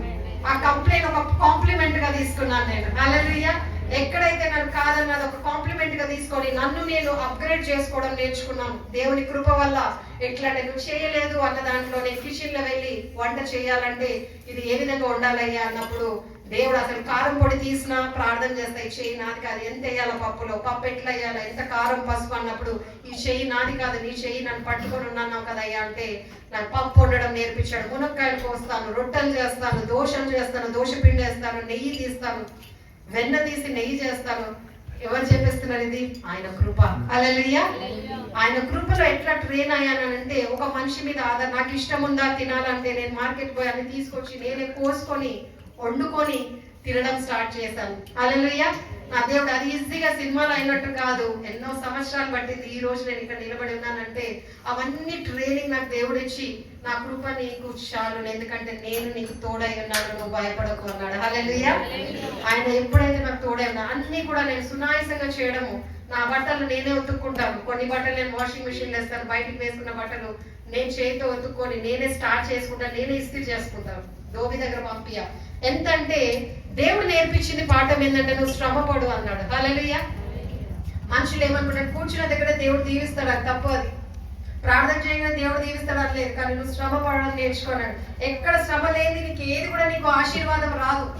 శ్రమ పడాలి, కష్టపడాలి, చెమటోడ్చాలి. దేవుడు అన్నాడు. ఒక్క చేతుడు నేను ఎన్నో పెద్ద పెద్ద కంపెనీస్ లో జాబ్ చేసినాక దేవుడు ఒక రోజు అన్నాడు, ఈ జాబ్ అంతా వదిలి, అందరు నన్ను చాలా మెచ్చుకున్నారు, ఒక్క చేతుడు నీకు చేస్తుంది అని అందరు మెచ్చుకున్నప్పుడు దేవుడు అన్నాడు, స్టాప్, ఈ పని కాదు, నా పనికి నేను నేర్చుకున్నాను, నా పని చేయడం స్టార్ట్ చేయు. నీకు జీవితం ఇచ్చింది ఈ ఒక డబ్బు కోసం కాదు, అన్ని సంపాదించడం కాదు, కానీ ఆత్మల సంపాదనకు నువ్వు వాడబడాలని నీకు ఈ జీవితం ఇచ్చినాడు. కమాన్, ఈ యొక్క లోకంలో ఇక్కడ వెళ్ళాలి అని అన్నప్పుడు నేను దేవుని అడిగాను, దేవా నేను ఏం మాట్లాడలేను, I'm not a preacher or a teacher, నేనేమి బైబిల్ అంతా కూడా పూర్తిగా చదవలేదు కూడా, నా కళ్ళు కూడా కొంచెం చదివలేదు, ఎంత కూడా నాకు జ్ఞానం లేదయ్యా అన్నప్పుడు దేవుడు వాక్యం చూపించినాడు. మొదటి కోరింథీ ఇప్పుడు చదివినాడు, వెర్రి వాళ్ళని ఎన్నుకున్నాను నేను జ్ఞానులను సిగ్గుపరచడానికి, నీ నోరు